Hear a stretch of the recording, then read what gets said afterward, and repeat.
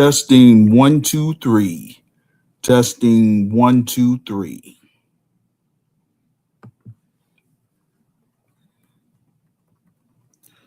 Welcome to Help Stop the Genocide in American Ghettos podcast. I'm your host, Emmanuel Barbie. I am the founder, president, and CEO of GERCAM, the Grassroots Community Activist Movement. I created this platform to discuss cultural issues, political issues, and social issues using an Afrocentric perspective. I interview activists, authors, entrepreneurs, and musicians. Some of my critics tell me that my introductions are too long. So I try to be mindful, to my listeners and things like that because you know all of us are different. So my suggestion to them is to I recommend that you go to my Medium transcript, which is located in the comment section below this audio podcast. Click on the link, then scroll down to show and prove, and then I recommend that you just check out all the videos. You know, I'm just trying to be saying it in a nice way. Those of you who are critical thinkers like myself that really want to understand what this is all about, then please just bear with me. Follow along with this presentation. Um, that's the best I can tell you. Um, so, with that being said, if you are new to this podcast, or if you haven't subscribed to our YouTube channel, then please do so now.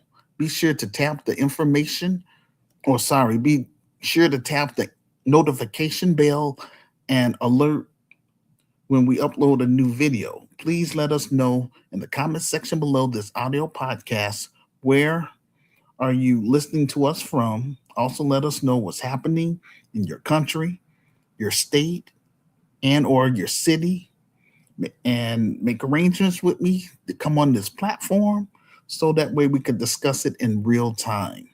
Um, any type of issues that's going on in your country and things like that. We are a global community and we want to keep our listeners informed about what's going on with Black people and African people throughout the diaspora and also on the African continent.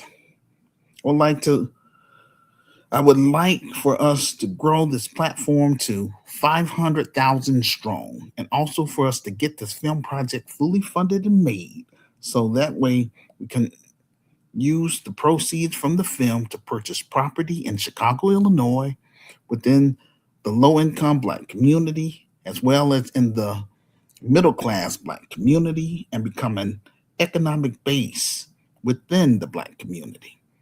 Eventually, in God's timing, we will be hosting African tours, Caribbean tours, and South American tours. So that way we can move beyond cyberspace and make our presence known in cities and countries around the globe.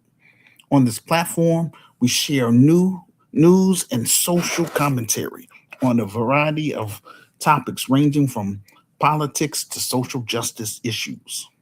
I provide thoughtful, provoking views and details. I provide receipts that support my statements. I noticed the biggest YouTubers use some of our talking points, and hey, it is what it is. I give authentic commentary that speaks to that speaks to my passion for shining a light on truth and exposing lies and liars alike. I have zero tolerance for foolishness and disrespect. So we ain't gonna have that kind of drama over here at all. So on this platform, we are more than just talk. We will put boots on the ground and do what we can to help improve the social conditions of our people who want more out of life and who also want to become GERCAM members. I'm not here for entertainment. I'm here to recruit brave and smart Black people and African people to work with me directly in building and running Gurkai of Chicago. That stands for the Grassroots Community Activist Institute of Chicago. I'm giving notice to everyone on my Facebook page, my Instagram page, my TikTok page, and my LinkedIn page, as well as my X page. If you do not care about solving Black issues or solving African issues, then please delete me off your friends list and go on about your business. That's real. Disclaimer: this content is for educational and informational purposes only. It is based on public available reports and verified media sources. We fully comply with YouTube's community guidelines. We do not promote violence, hate, or misinformation in any form. This podcast is available in two forms: audio and also as a written text, in order for us to reach our audience. Help Stop the Genocide in American Ghettos podcast is our Black media component. I would like to encourage my listeners to subscribe to my Medium transcript. There you can follow along during this presentation. I provide my Medium transcript in the comment section below this audio podcast. If you are a Black artist, African artist, such as an author, comedian, poet, musician, or entrepreneur, then make arrangements with me to come on this platform so that way you can promote your books, your business, your music, your jokes. And if you have a small ministry, then you're more than welcome to share a 30-minute sermon with my listeners from the global community. After the show, I offer incentives to my guest speakers by teaching them how to create their own podcast, YouTube channel, and get it monetized, as well as assist them with creating a free Wix website. If you don't know how to use StreamYard or Zoom, then make arrangements with me, and I would teach you how to use both of them so that way you can come on this podcast or platform and promote your products and services. I am available. Let me look at my calendar again on this. I'm available Tuesday, August 25th, Thursday, August 27th, Friday, August 28th, Sunday, August 30th, all between 2 p.m. to 9 p.m. American Central Time. If you are not on my Facebook page or my LinkedIn page, TikTok page, or X page, then I recommend that you go to my YouTube page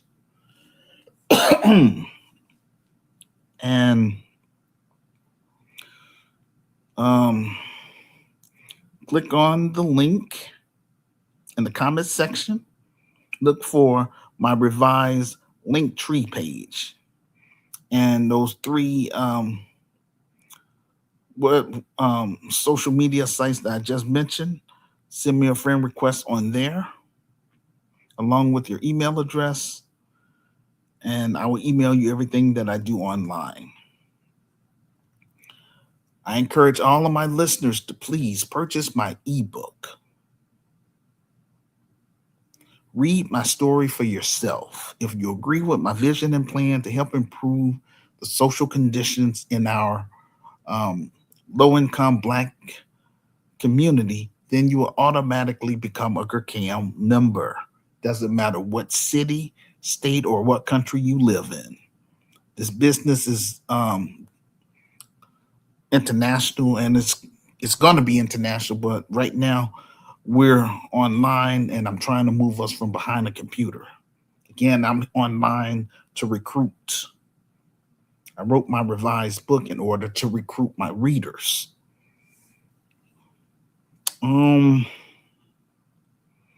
So yeah, so if you agree with my vision and plan, then you automatically become a Gurkam member.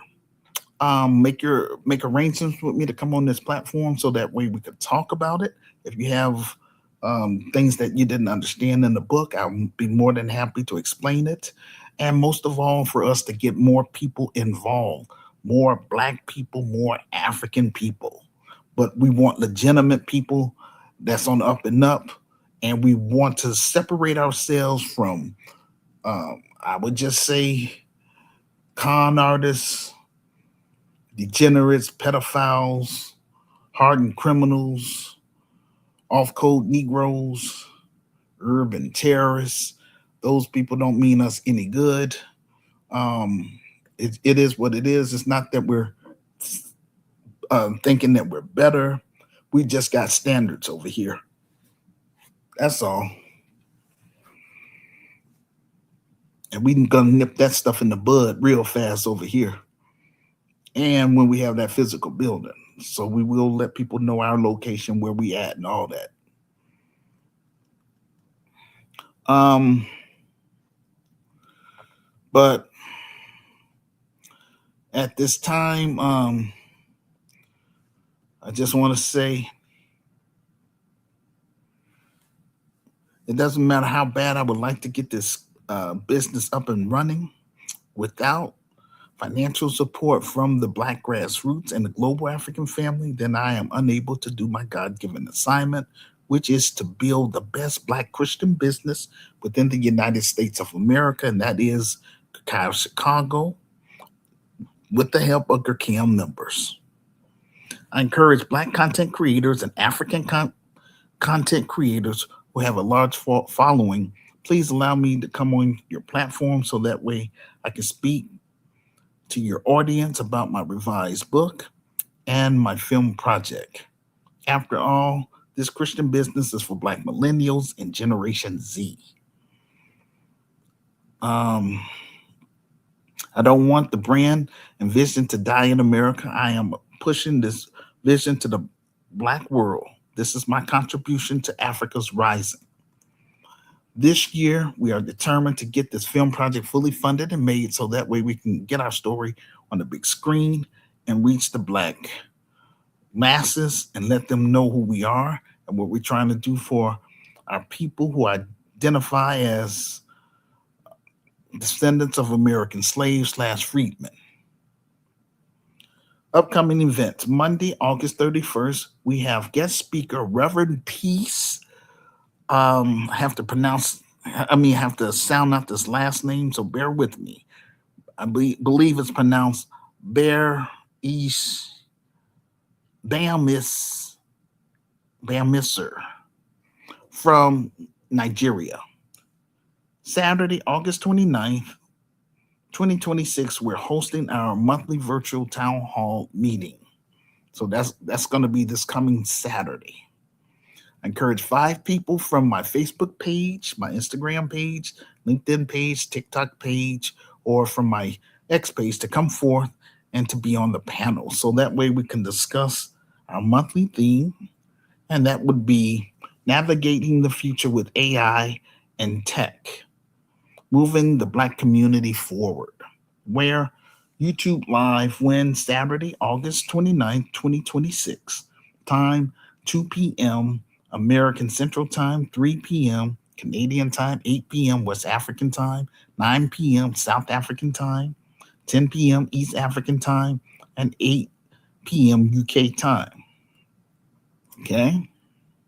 If you are unable to participate on our monthly virtual um, town hall meeting, no problem. Then please listen to the replay. Leave a public comment about the topic in the comment section below this audio podcast.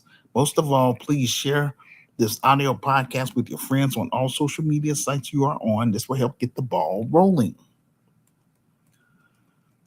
Title of this presentation: Six Murdered Sunday as Chicago weekend shooting leaves 25 victims.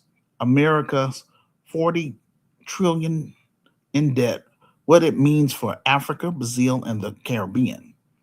Judge deny Carmelo Anthony's appeal for new trial. Our first topic: six murdered Sunday as Chicago weekend shooting leaves 25 victims. Um, so We always talk about what other groups of people are doing to black people, but we rarely talk about the negative things that we do to each other. I read an article from CWB Chicago entitled, quote, Six Murdered Sunday as Chicago Weekend Shooting Leaves 25 Victims, unquote. To read the full article, just go to my Medium transcript located in the comment section below this audio podcast. Click on the link, then scroll down to show and prove. I also watched a news report on ABC 7 Chicago entitled, quote, Seven teenagers shot, one fatally in separate shooting across Chicago. Police says, unquote. To watch the video clip, just go to my Medium transcript located in the comment section below this audio podcast. Click on the link, then scroll down to show and prove. Finally, I watched a news report on ABC 7 Chicago um, entitled, quote, Family Seeks Answers After Mom of Three gunned down near the original Maxwell Street. Just devastating, unquote. To watch the full video clip, just go to my Medium transcript located in the comment section below this audio podcast. Click on the link, then scroll down to show and prove. On Sunday across Chicago, there were shootings which had 25 victims. That's a mass shooting, ladies and gentlemen. A mass shooting entails four or more victims in a single event. That's just in Chicago alone. In every inner city across the United States of America, there is a mass shooting that takes place every weekend. This is why I named this platform, quote, Help Stop the Genocide in American Ghettos, unquote. My focus is not on Chicago alone, but all inner cities where my people, like Americans who identify as descendants of American slaves / freedmen, are trapped in American ghettos. That's the low income black community. I never imagined that I would still be on first base 34 years later. That's unacceptable, Black America. It really is. On behalf of the grassroots community activist movement, our hearts and prayers goes out to the victims, to the victims' family.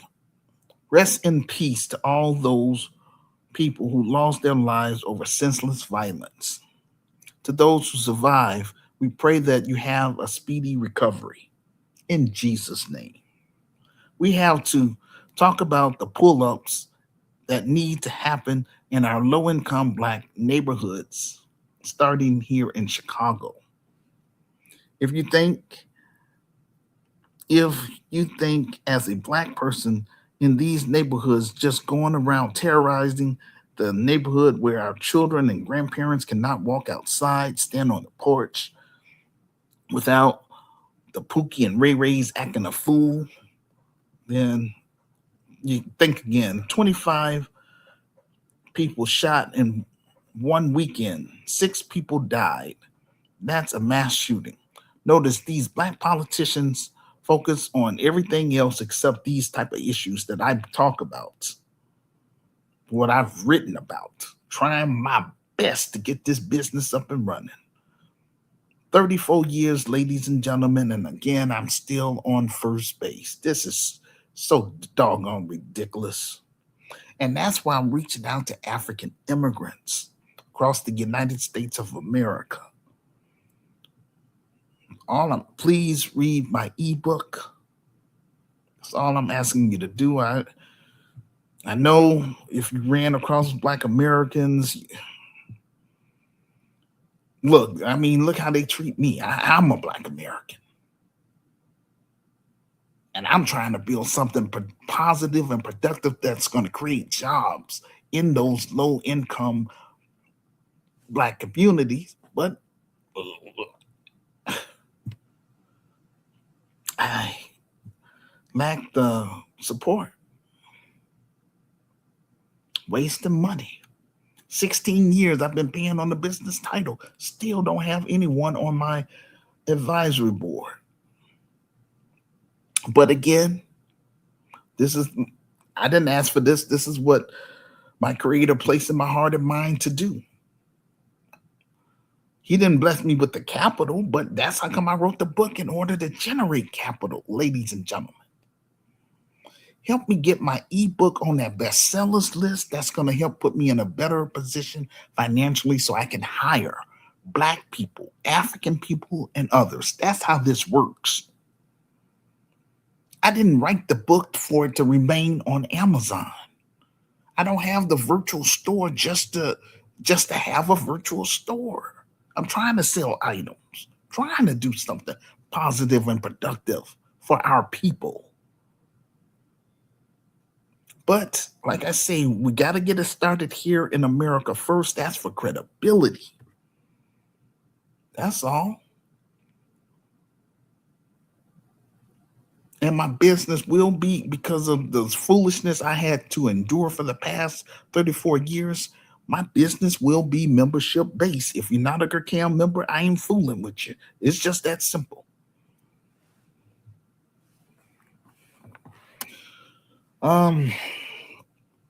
Let me get back to my topic.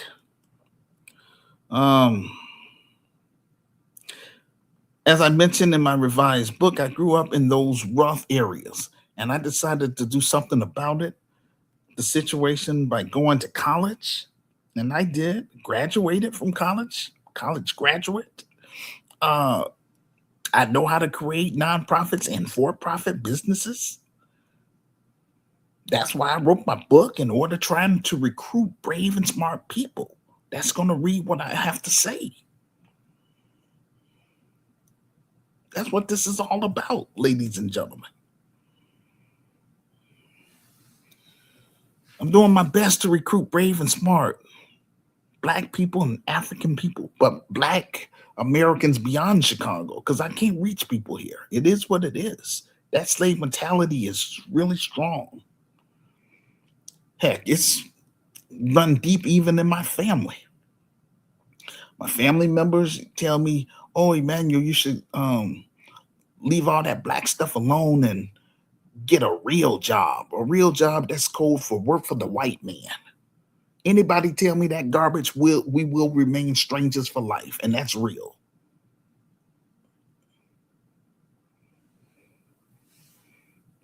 Because during Jim Crow, our Black people created the Black Wall Street. And we can do that stuff, but again, we got to connect with other like-minded Black people. Bottom line, all of us don't have that ambition. A lot of us, our people, want to remain on that slave mentality, or stay on that plantation. It is what it is. Just have to leave them alone. Things is finna get worse in this country, and that's what I'm gonna talk about. In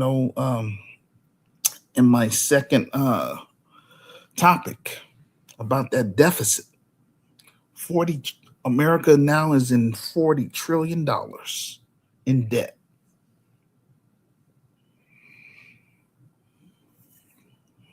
So, um, so I'm trying to recruit brave and smart Black people, brave and smart African people. That's that's going to help me build and run the Grassroots Community Activist Institute of Chicago. I want to make sure that Sister Renee will be well taken care of. She's been working with me behind the scenes for 14 years, and I appreciate her big time. She's family oriented and stuff like that. I'm not close with my family like that. Read my story, you'll see why. But I have a love for uh, Black Americans that want more out of life, that have ambition. I don't fool with the Pookie and Ray Rays. It is what it is. Over here, we're about raising the bar, not lowering it. Over here, we are going to do the best that we can to help clean up the community. I don't. I want to encourage my members to want more out of life, become um, black middle class, so that way you don't have to live in those high crime, gang, and drug infested communities. It is what it is. Um, those communities are really a death trap. It's not a good place to raise children, especially in this day and age. It's getting worse. And again, that was all by design. That's what I talk about in my revised book. That's what we're gonna do our best to work with people that want more out of life, like I say. Um, but my business is not going to just be limited to the black ghetto. We also want to make a strong connection with our brothers and sisters from the black middle class community, because they're the ones that's going to help me be able to be in a position to give back to our brothers and sisters that's trapped in the black ghettos or the low income black community. So we're going to do both, make our presence known. Um, that's all I'm trying to do before we cut and run and bring this business over to the African continent. So, um, so the hidden agenda for Black people who reside in the low income Black communities um, is urban genocide, physical as well as political genocide, orchestrated by the white supremacist financial elites. Um, and that happened because all the gains our grandparents made during the civil rights era, and now Black Americans think that, oh, hey, we have arrived.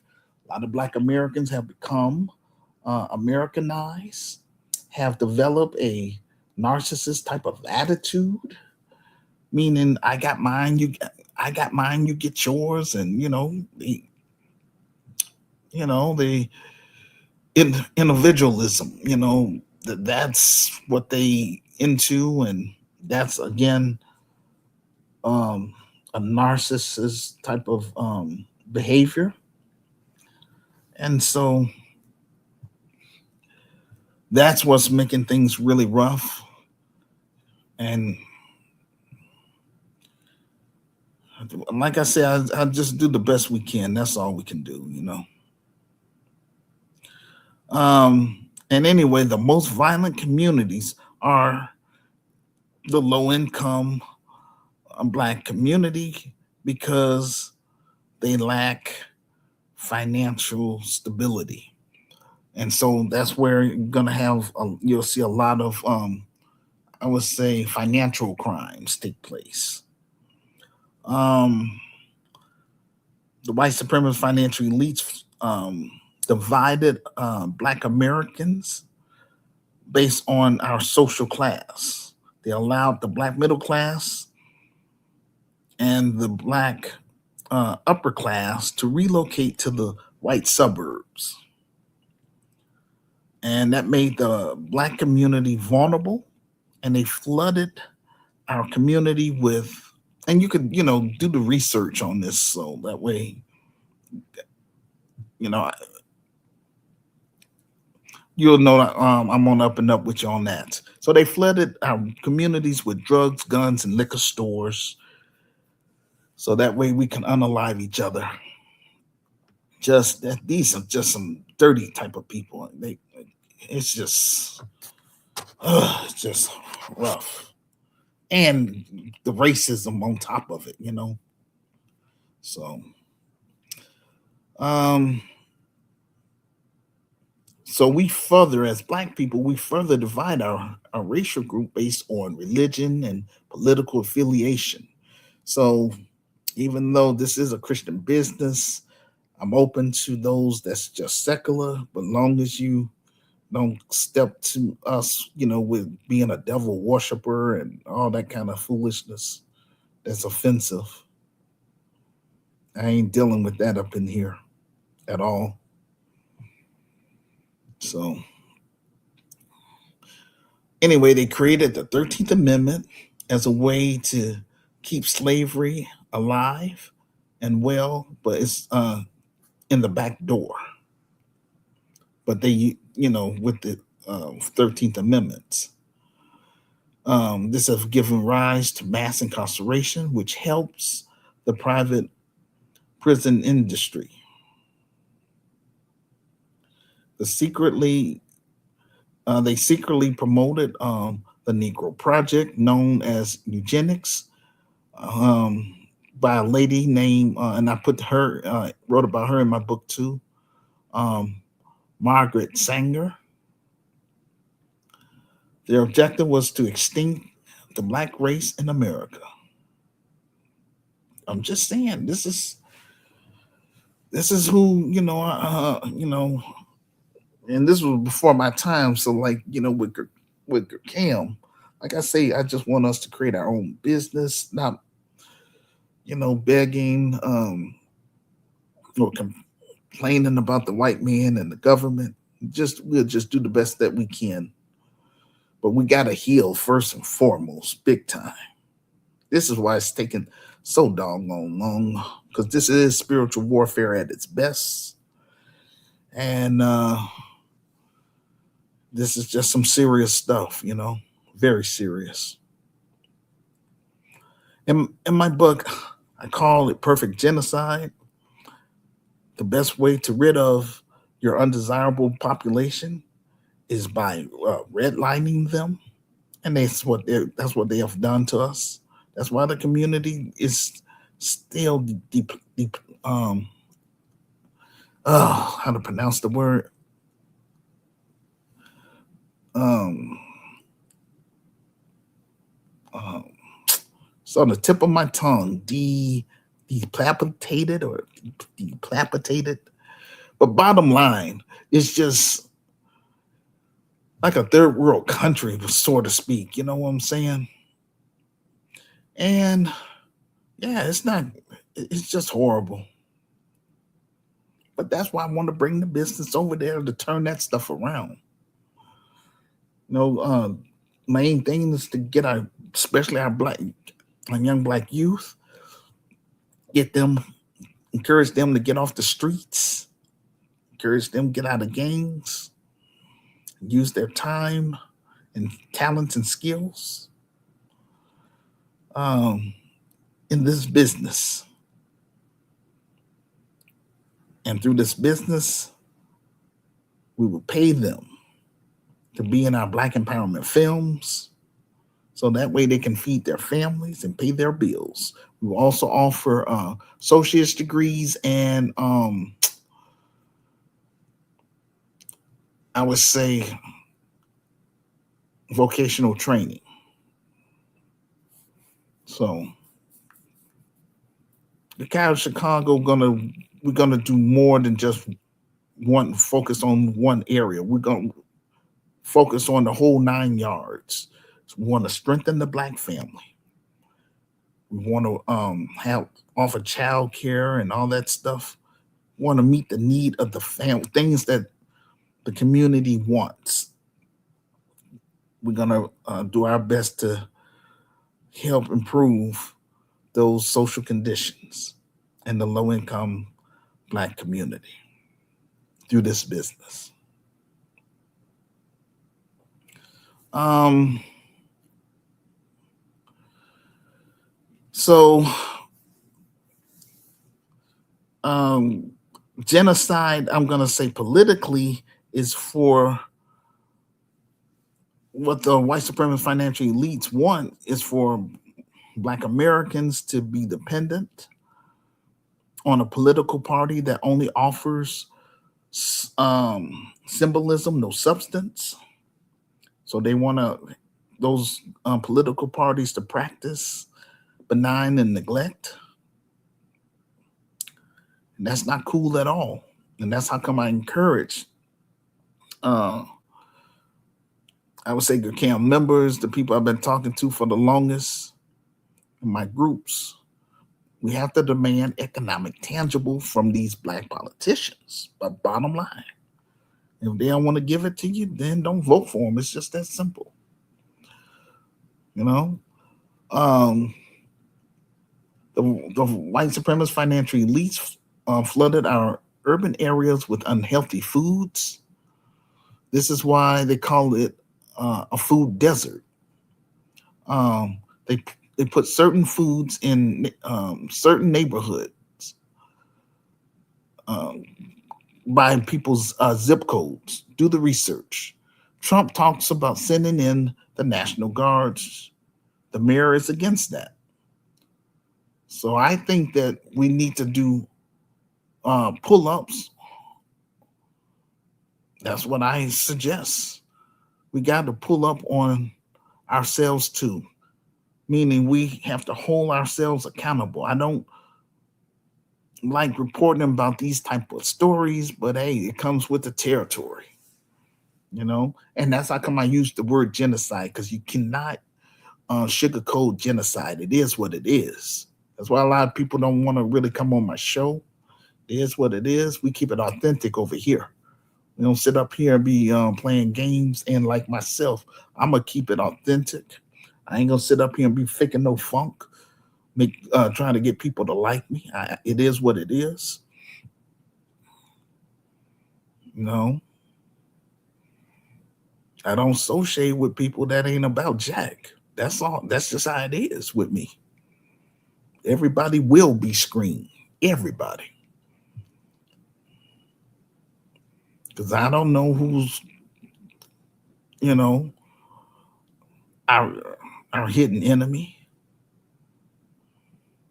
I don't know who's the urban terrorists and all that kind of stuff when I come to the inner cities.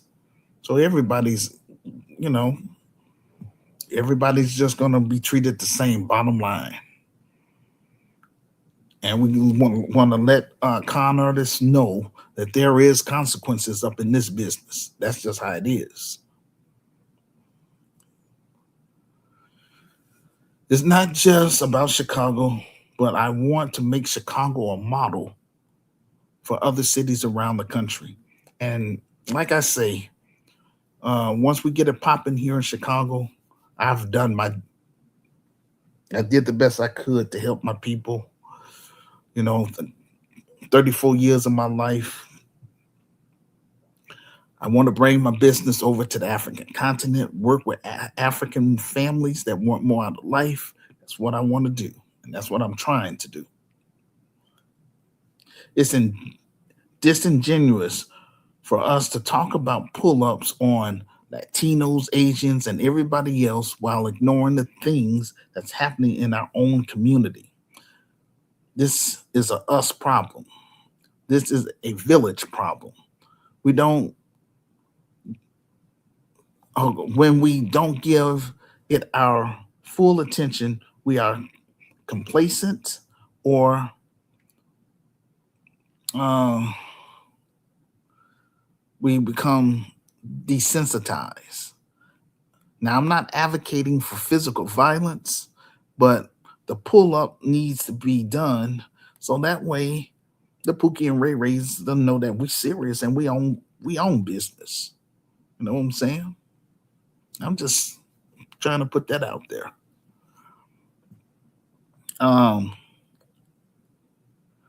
because we should never have to see articles like this saying that six people um, lost their life in one day, and the whole weekend 25 victims were harmed by urban terrorists. That's not cool at all. I'm just saying. Please leave a public comment about the topic in the comment section below this audio podcast and share with your friends on all social media sites you're on. This will help get the ball rolling. Our second topic, America's 40 trillion in debt, what it means for Africa, Brazil, and the Caribbean. In this episode, we explain why the dollar gives America extraordinary borrowing power, the growing 1 trillion interest rate, and why America's debt could have major consequences for Africa,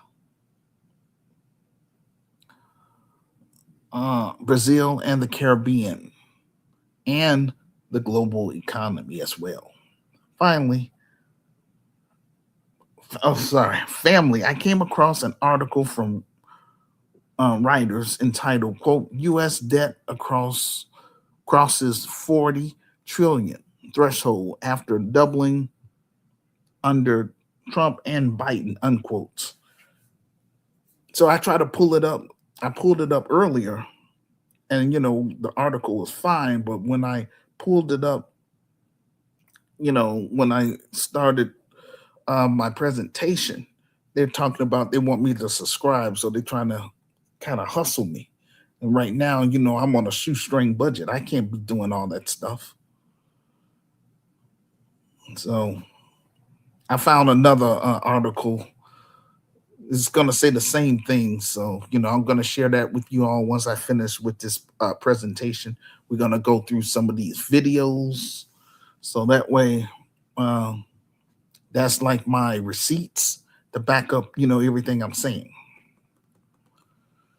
So, to watch the video clip, just go to my Medium transcript located in the comments section below this audio podcast. Click on the link, then scroll down to show and prove. From my understanding, America is now 40 trillion in debt. Now, I want you to just stop and think about that number for a minute. 40 trillion. The richest and most powerful country on earth owes more money than any country in history. And somehow it is still borrowing. It is still pending. The investors around the globe are still lending money. We all know that if an African nation accumulated nearly half of this debt, the World Bank and the IMF would be putting pressure about borrowing costs, all kinds of negotiations, austerities, and potentially default would be put in place, but not America, which crosses 40 trillion this week. And that is because America has something that no other country has, the extraordinary privilege of sitting at the center of the global financial system. There are signs that all this debt is becoming increasingly expensive. America is now spending roughly 1 trillion a year just on interest rate alone, while investors are demanding higher returns to keep lending Washington money. The question is, how does a country get 40 trillion in debt? And who exactly does America owe all this money to? What happens if the world stops lending money to the United States of America? If that happens, this won't be an American issue. It will become a global issue.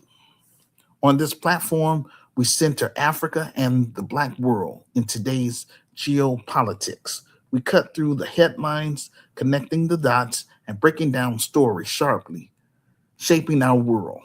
Let's start with the number $40 trillion. According to the U.S. Treasury, America's total national debt officially crossed 40 trillion this week for the very first time in history. When Donald Trump first entered the White House in January 2017, the debt was under 20 trillion dollars, meaning in less than a decade, America's debt has doubled.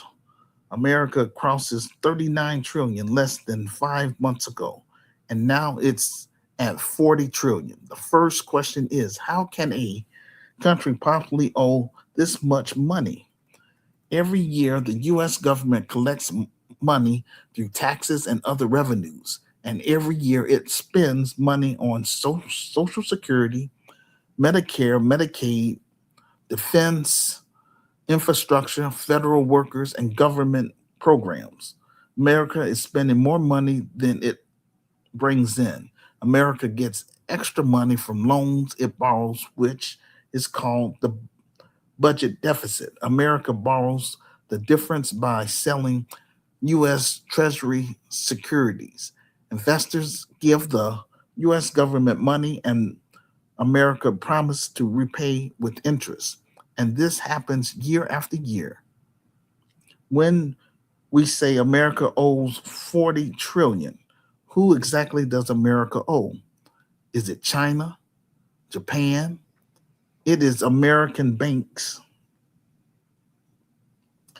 It is the Federal Reserve.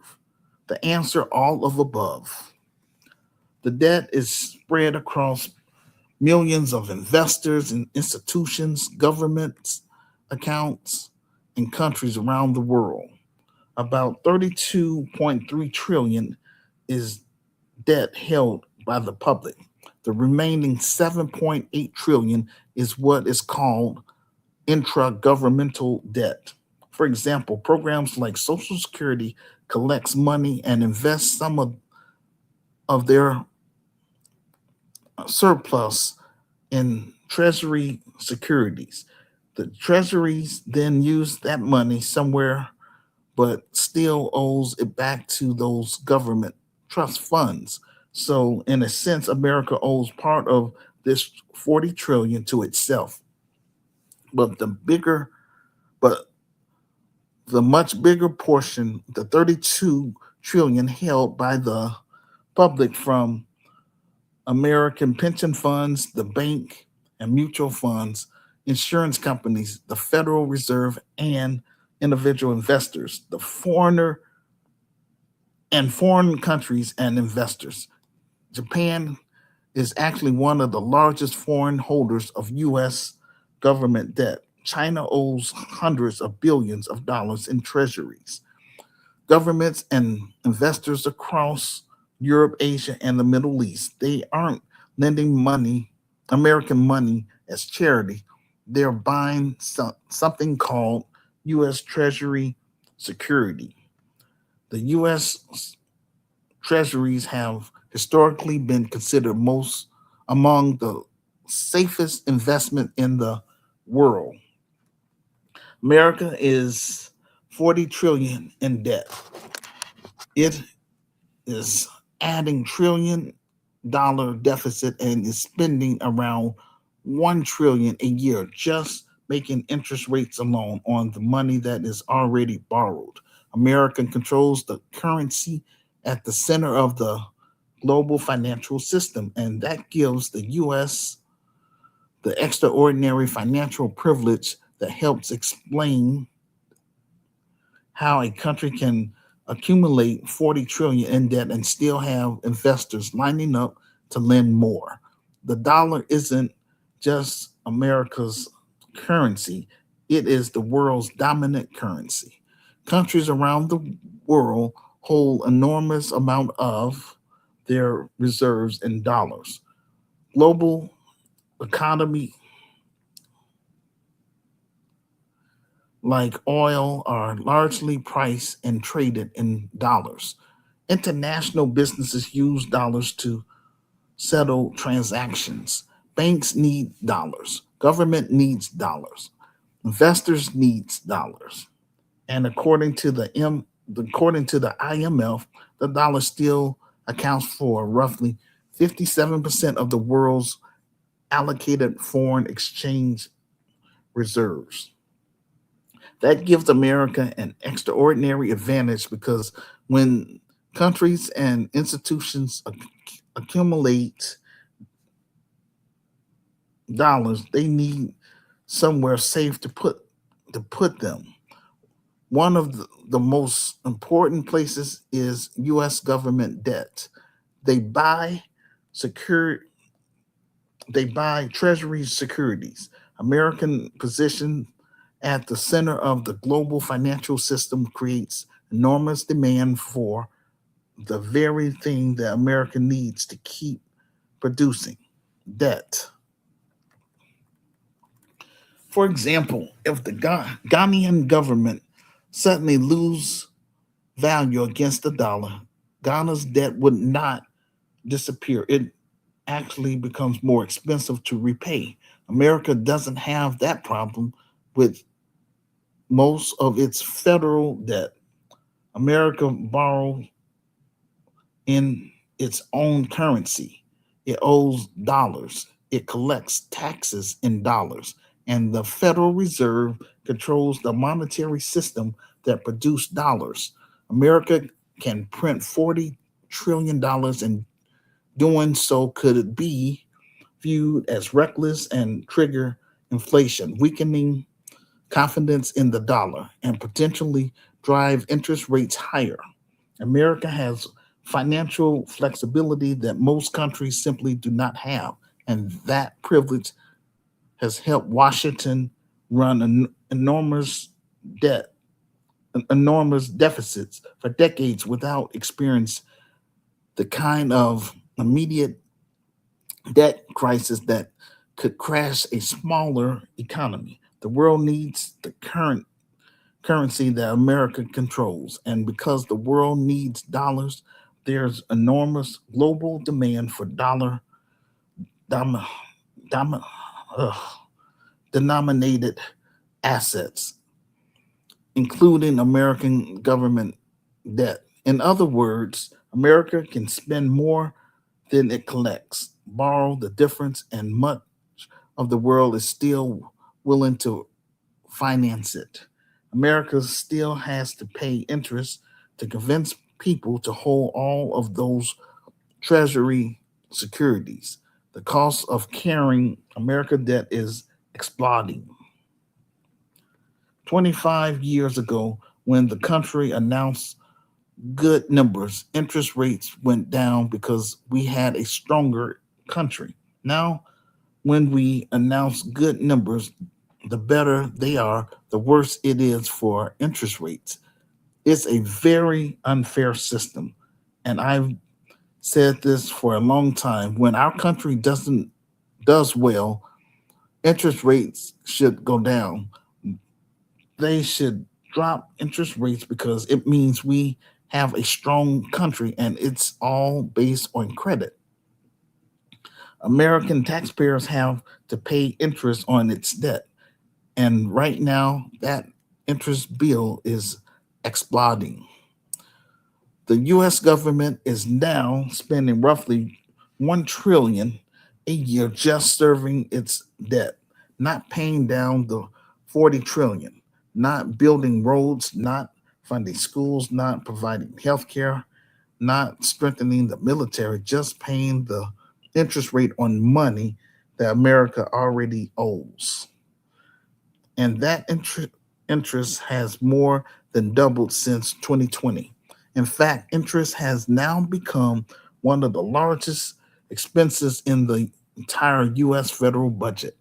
During the first 10 months of the fiscal year, interest costs actually surpassed Medicare, making interest the second largest federal line item behind Social Security. For years, America benefited from extremely low interest rates, and Washington could borrow a lot of money cheaply. But interest rates have risen, and when old government debts mature, the Treasury often has to issue new debt to replace it, except now that new debt may come with a much higher interest rate. Today, America has crossed 40 trillion in debt. Investors are demanding higher returns to lend the government money for long periods. The yield on America's 30-year treasury bond climbed to around 5.3% this week, its highest level in nearly 2 decades. America's entire borrowing machine depends on investors continuing to buy these treasury securities. More debt means more interest rate. More interest rates mean more government spending. More spending means bigger deficits, and bigger deficit means borrowing more, which adds even more debt. According to Congressional Budget Office projects, annual net interest could costs could climb to roughly 2 trillion within the next decade if current policy continues. The question isn't whether America can write a $40 trillion check. The question is whether American debt keeps growing faster and faster while the cost of maintaining that debt consumes an increasingly largely share of the government's budget. This is where the problem of borrowing occurs. Washington accounting begins reaching into the lives of ordinary American citizens and eventually the rest of the world because when the US government has to borrow trillions of dollars every year, it doesn't borrow that money in isolation. It is competing for capital with other governments around the world. And what happens in the US Treasury market will ripple through interest rate, currencies, and borrowing costs around the world, including Africa, Brazil, and the Caribbean. This is where America's 40 trillion debt becomes everybody else's problem because the US Treasury market doesn't operate in a vacuum. It sits at the center of the global financial system. Remember, US government debt is considered one of the safest investment in the world. When America started offering investors higher returns to lend money, that can change the calculation everywhere else. For example, like nations like Ghana, Kenya, or Jamaica need to borrow internationally to finance their infrastructure, refinance old debts, or cover government spending. They already have to pay a premium because investors consider lending to them riskier than lending to America. This is one of the greatest ironies of the global financial systems. For years, we've watched countries go through debt restructuring, austerity programs, and negotiation with the IMF because their debt becomes unsustainable. In contrast, we see America sitting at the center of this financial system itself. America now owes 40 trillion in debt. The question arises, why American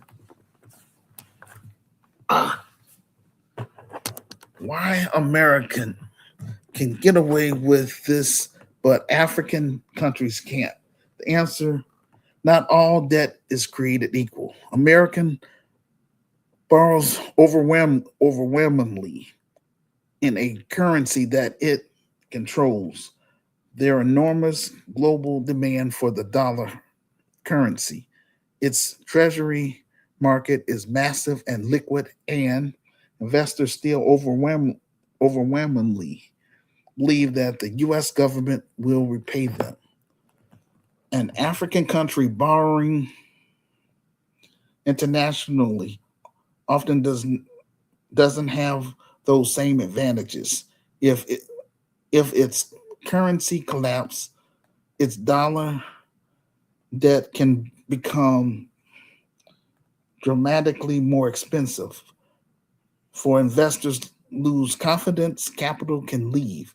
It if it cannot refinance debt, then that will create a financial crisis. And so the lesson here should not be that America has 40 trillion in debt. Therefore, African countries should borrow whatever they want.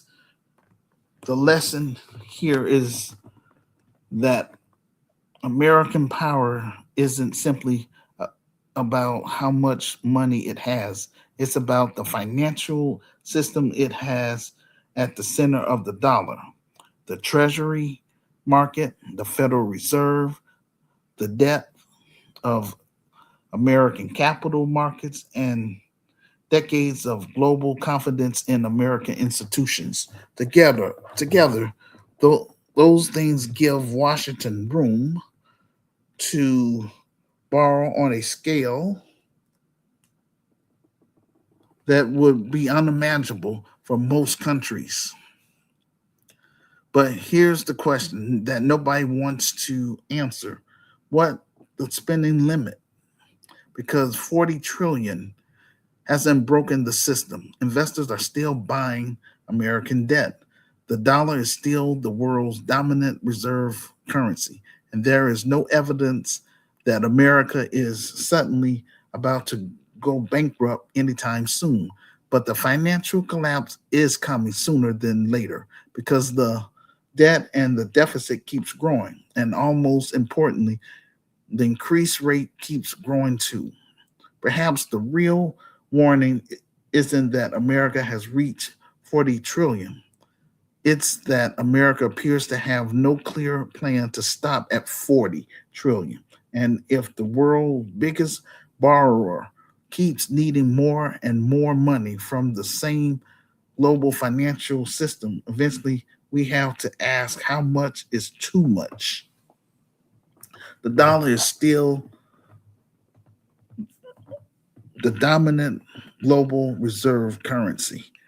U.S. treasuries are still considered among the world's safest assets, and investors around the world are still lending to America. But the financial collapse of the United States of America is coming. This topic is a warning sign that America's ability to carry 40 trillion in debt ultimately depends on something that cannot be taken for granted.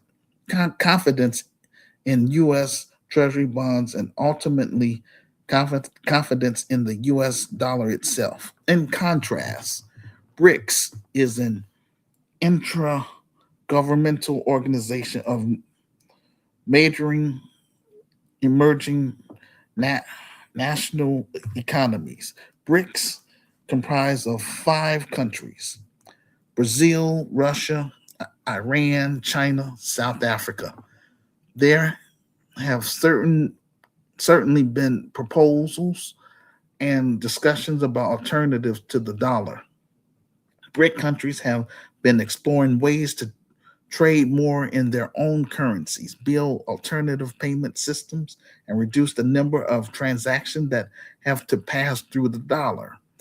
The bloc inaugurated summit was held in 2009. They adopted the acronym BRICS and formed an informal diplomatic group where their governments could meet annually and form summits and coordinate multilateral policies. BRICS has implemented initiatives that could reform the global financial system, such as the new development bank, the BRICS contingent reserve arrangement, BRICS pays. BRICS has also advanced de-dollarization to reduce the use of US dollar as a reserve currency. In its first 15 years, BRICS has established almost 60 intra-group institutions and an extensive network, including think tanks and dialogues. Some commentators consider BRICS the alternative to the G7 and a major political force in the global international order. Others describe it as an incoherent affiliation of desperate countries centered on increasing anti Europe and anti American objectives.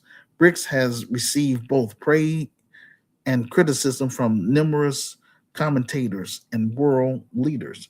The bloc has since expanded further, adding several new members states in recent waves to form an expanded coalition offered often referred to as BRICS Plus. According to BRICS website, their goal and purposes. global influence designed to increase the geopolitical and economic voice of the global south. Counterbalance aimed to provide an alternative to Western dominant international structures like the International Monetary Fund, IMF, and the World Bank. Financial initiatives establish the new development bank to fund infrastructure and sustainable development projects in emerging nations. Trade, encouraging trade using local members' currency rather than relying heavily on the US dollar. For example, India Central Bank has proposed linking BRICS countries' digital currency easier, a system that could reduce reliance on the dollar. China has been pushing let me see, I think it's pronounced the yuan, yuan, yuan, further into international trade and finance. China has also dramatically reduced its direct reported holdings of U.S. government debt. China held more than 1.3 trillion in U.S. Treasury, but today the number is around 633 billion. China itself faces enormous obstacles if it wants the yen to seriously challenge the dollar. Countries are thinking about alternatives, and this is why I think Africa should pay very close attention to what is happening in Washington, D.C., because America's greatest financial advantage is something that African countries and Caribbean nations generally don't have. That is, American can borrow its own currency. Many African and Caribbean nations can only borrow internationally using someone else's currency. This means Africa and Caribbean nations are exposed to decisions being made thousands of miles away from them at the U.S. Treasury and the Federal Reserve. And that's also why the bigger conversation about the dollar matters. When other emerging economies talk about conducting more trade in their local currency or creating alternative payment systems, they're thinking about reducing their dependency on foreign financial systems whose rules and conditions they don't control. The answer isn't simply let's replace the dollar with the yen, because then you're replacing dependency on another foreign currency. I believe the bigger question is how can Africa build a better financial power of its own? How can African countries deepen their own capital markets? How can African finance more African trade using African currencies? How do we mobilize African pension funds, savings, and institutional capital toward African development? How can we strengthen African currencies and African economies so that every time interest rates increase in America, African governments can avoid the financial consequences? These questions and more is what I want to talk about when I come to Africa and speak behind closed doors with African government officials. Before I step foot on the continent, I need African immigrants within the United States of America to please stand up. Those of you from Kenya, Ethiopia, Tanzania, and Uganda, we will also expand to West Africa. Stand up, those of you from Liberia, Ivory Coast, Ghana, and Nigeria. Stand up, African immigrants from South Africa and Angola. All I am asking you to do is please purchase my ebook, Read My Story for Yourself. If you agree with my vision and plan to help improve the social conditions in the low income Black community, then please make yourself known to me. I provide my email address in the book. You could talk to me directly. Truth be told, I am unable to reach Black American, especially Black Chicagoans, due to this slave mentality within Black society. It is what it is. 34 years of me being overlooked and rejected just because I want to build a positive Black business that will help improve the lives of our Black youth who are trapped in American ghettos is long enough. I am also reaching out to Black Americans beyond Chicago across the United States of America. Please purchase my ebook and read my story for yourself.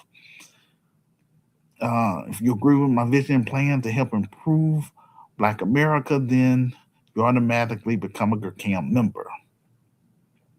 Help me get my ebook on that bestsellers list so that I can be put in a better position financially to hire Black people, African people, and others. And that's real, ladies and gentlemen. Together, Black Americans and African immigrants who become GERCAM members will assist me in building the best Black Christian business within the United States of America, GERCAI of Chicago. When I come to Africa, we are going to expand GERCAI to 10 African nations, as mentioned above. I don't want to come to Africa empty handed. I want to bring economic tangibles in the form of job creation for GERCAM members and their immediate family, as well as for the locals. America isn't powerful simply because America is rich. America is powerful because much of the world's financial architects run through systems that America controls: the dollar, treasuries, American capital markets, the Federal Reserves. And until Africa builds a greater financial independence, decision made inside that system will continue to affect the cost of financing Africa's development. 40 trillion is America's debt, but the consequences of how America managed that debt will travel far beyond America. And that is why Africa and the rest of the world should be paying very close attention. And that and then there's another important point, critical point that we can't miss here. America can borrow on its incredible scale, partly because the world needs dollars and therefore has enormous demand for dollar assets. So, thinking about the long term question here, what happens if that demand ever starts weakening? America would have to offer investors higher interest rate to convince them to keep buying its debt. That's why we should pay close attention.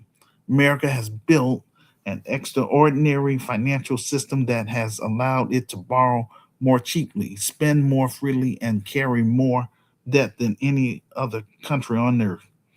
That system remains incredibly powerful, but white privilege will not last forever. America has crossed 40 trillion in less than 5 months, and there currently no serious indication that the borrowing will stop there.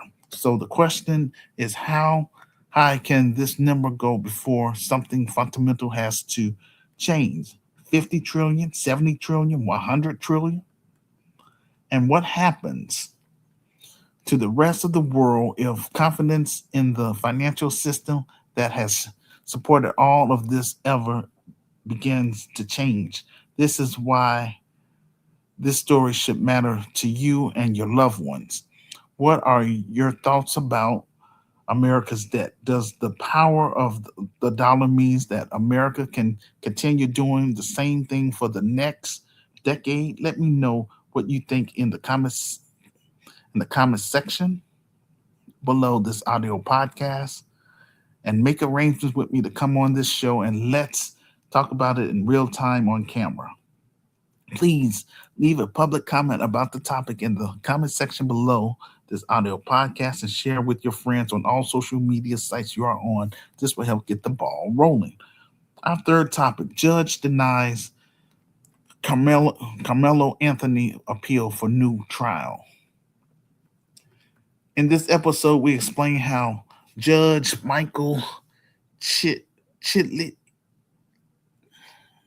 I don't know how to pronounce that last name, Chitlit, denies Carmelo Anthony's motion for a new trial, but a potent, oh, procedural deny isn't the same as the truth being settled. We break down what the ruling actually means, what it does, and what the suppressed evidence uncovered still matters. We are not surprised about the Carmelo Anthony case. I covered this case extensively, and I was talking about all the backdoor deals that were going on. Now we have a radical right conservative. They're dismissing all the allegations against Austin Metcalf.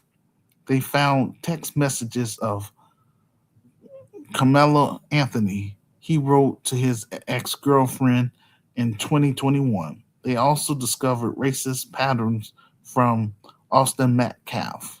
I found a TikTok video entitled, quote, "We just got confirmation the Metcalf twins are violent racists," unquote. To watch the video clip, just go to my Medium transcript located in the comment section below this audio podcast. Click on the link, then scroll down to show and prove. What I learned from this video is that the Metcalf twins have a history of bullying black boys at school. Most black Americans thought that Carmelo Anthony would get a new trial or it was going to be a mistrial. The text messages that are saying that Carmelo sent to his ex-girlfriend was from a year before the incident took place. The media is trying to paint it as if those text messages were current, and it was also taken out of context where there were texts from Austin and Hunter. Defense attorney Michael Howard testified that the incident raises in motion were covered by the agreement between the defense and the prosecution, revealed that Austin Metcalf had multiple past school reports accusing him of bullying black students. This information emerged during a post conviction retrial hearing for Carmelo Anthony. During the post trial hearing, Carmelo, Carmelo Anthony new trial team presented the previous hidden character of Austin Metcalf and his twin brother. These records include 2023 bullying allegations. School records from 2023 indicate that Austin Metcalf had bullied a black student in class but faced no formal discipline. He was formally ordered to stay away from a different black student. He had a whole history of running up and bullying black students. So what was his intention when he ran up on Carmelo Anthony? Both the prosecutor and the defense presented their case using a motion for a new trial hearing to expose the violent backgrounds of both Carmelo Anthony and Austin Metcalf. The hypocrisy of these people in terms of when things are a self defense, just it's ridiculous. When you look at the backgrounds of Austin Metcalf, they're willing to overlook all of the racist violence he caused because he is a white male in a southern state of Texas. The history in this country speaks for itself. What we have on record and documented based on the facts that these twin boys developed a racist attitude towards black people. They have a history of bullying black boys. One of them kicked a girl in the stomach. All of this stuff is documented. The defense lawyers were able to get the judge removed. Austin Metcalf would still be here today if he never approached Carmelo Anthony, but his history explained why he walked up on Carmelo Anthony. He has a history of being a bully. That's one thing that these black conservatives and white Americans don't want to acknowledge. If black Americans would embrace my vision and plan, then we would have had an anti-black hate crime bill by now. For me, it's not about just running to Africa. It's about connecting with other like-minded black people and African people. It's about building our own institution and cleaning up our low-income community. It's about connecting with our black middle class community and building an alliance with the African immigrant community in Chicago and surrounding suburbs. It's about having standards and separating ourselves from the enemy within. That is con artists, black boule, degenerates, Democrat shields, hardened criminals, pedophiles, off code Negroes, and urban terrorists. I created this platform to come before Black America and Africa, not as a beggar, but as an authentic Black man with a vision and plan to solve our social issues here in America and also on the African continent. I lack two things: the capital and the manpower. This is why I wrote and published my revised book in order to generate capital, not for it to remain on Amazon. Also, to recruit brave and smart Black Americans beyond Chicago, brave and smart African immigrants across the United States. Please leave a public comment about the topic in the comment section below this audio podcast and share with your friends on all social media sites you are on. This will help get the ball rolling. I am a Black American, a descendant of American slaves slash freedmen. I am called to help improve the lives of Black Americans who become camp members and build a connection with African immigrants who want to be a part of us. CAM members will assist me in building and running this Christian business. Grekai of Chicago. Also, also that both groups, Black Americans and African immigrants, can build and heal from the scars of slavery and colonization. My people who have the moral capital, our fight for civil rights and human rights, this business is for you and your immediate family members. Thank you for listening to our audio podcast and for joining us on the screen. We greatly appreciate it. I need you all to support our film project so that we can move Cam to the next level, and that is the big screen, to let the Black world know who we are and what we're trying to do for DAS FM, descendants of American slaves slash freedmen. Quote, hood liberator, made in Chicago, the war against Willie Lynch begins, unquote. You can be a part of this historic docudrama by contributing to our crowdfunding pages, which are our GoFundMe page, our Buy Me a Coffee page, or our PayPal Giving Fund page, which will help fund marketing, promotion, clearance, legal, and general expenses. Thank you for listening to our YouTube live or the replay. If you reside on the African continent, then I recommend that you follow me on my Podchaser because it won't eat away at your bundles. It's only audio. I provide the link in the comment section below this audio podcast. If you are new to Help Stop the Genocide in American Ghettos podcast, welcome to our safe space where we discuss Black issues and African issues. We do this every week. This will conclude our audio podcast for today. Please hit that like, share, and subscribe button. See you on the next episode. Before I go, I want to pull up the videos now so you can listen to those. That's kind of like my receipts. I also have articles. So, just you can read those articles. Do whatever you like.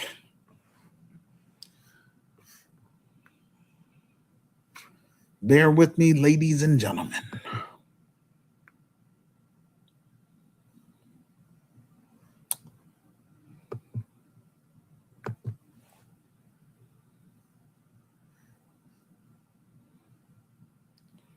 Um, see where we're gonna start.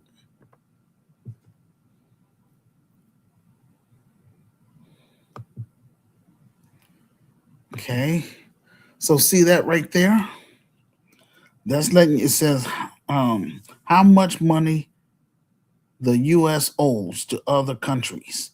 So see these 10 countries? So you have Jamaica, Japan, that's 1.1 trillion, UK 866 billion, China 683 billion, Belgium 477 billion, Canada 468 billion. I don't even know how to pronounce that word, so it is what it is. Well, America owes 4,035 billion. Cayman Islands, 421 billion. France, 368 billion. Ireland, 34 or 340 billion. And Switzerland, 29, 294 billion. Okay. All righty. And this is the source here, so you can go there, look at the where I found it from. Okay.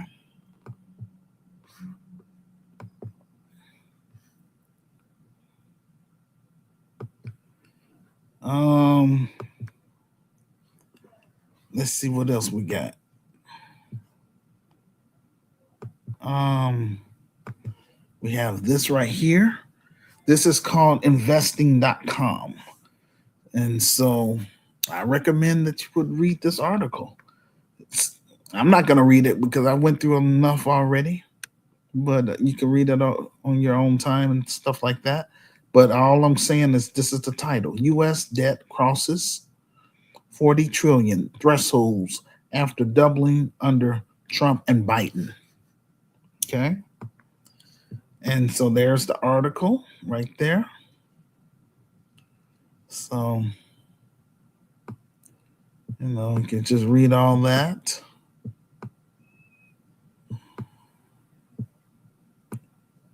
Okay.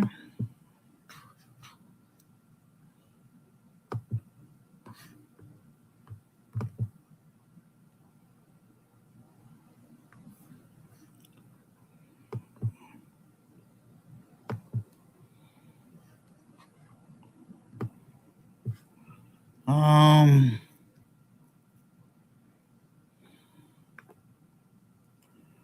all right, we're just gonna look at some of this stuff.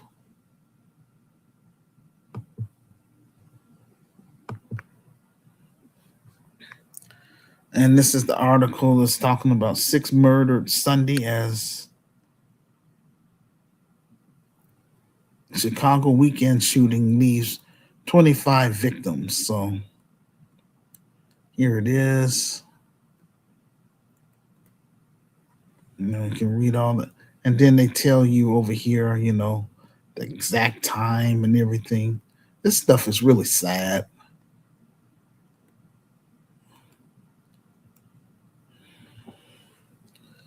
So,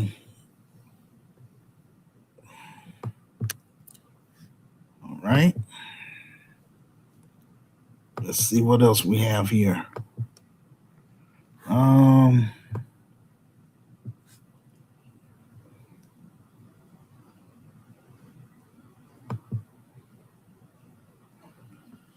all right, this is about an urban terrorist, ladies and gentlemen.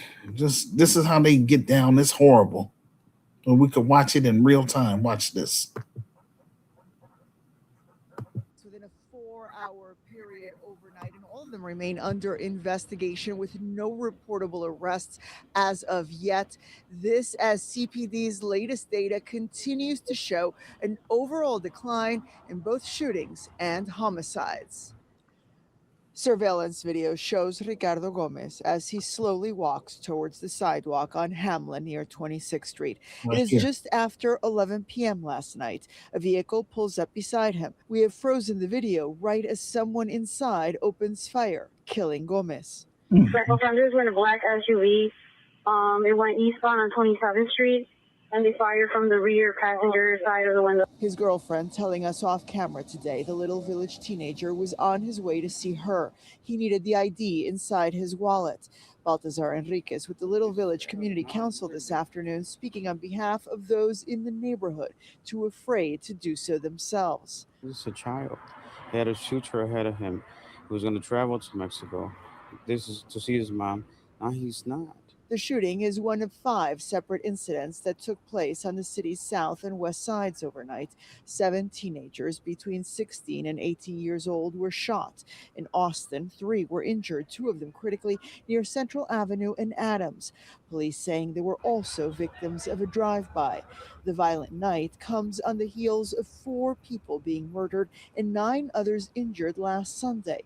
This, even as recent CPD data shows Chicago recording the fewest number of homicides for any single July month in more than 50 years. When politicians throw out numbers, to them it's numbers. To us it's sons, brothers, sisters, mothers.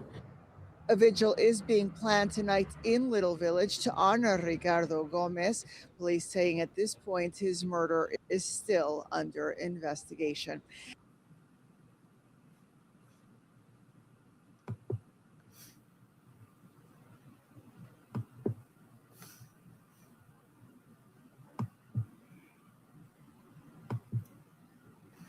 Okay.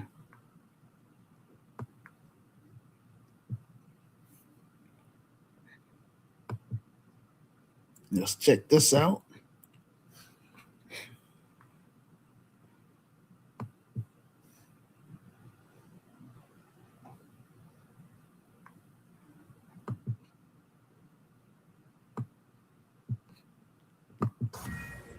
A judge in Texas has now ruled that 19-year-old Carmelo Anthony will not get a new trial after he was convicted of stabbing 17-year-old Austin Metcalf to death back in June.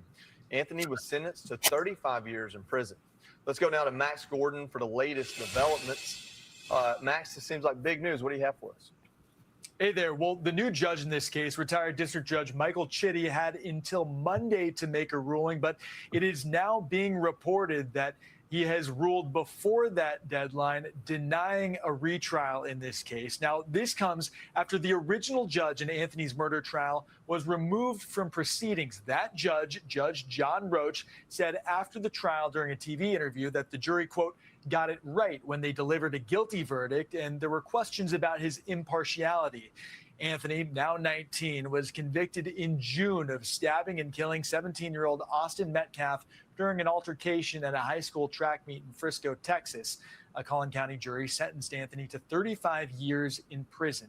At the center of this new trial hearing is a verbal agreement between Anthony's original defense team and prosecutors to keep certain character evidence about both sides from the jury.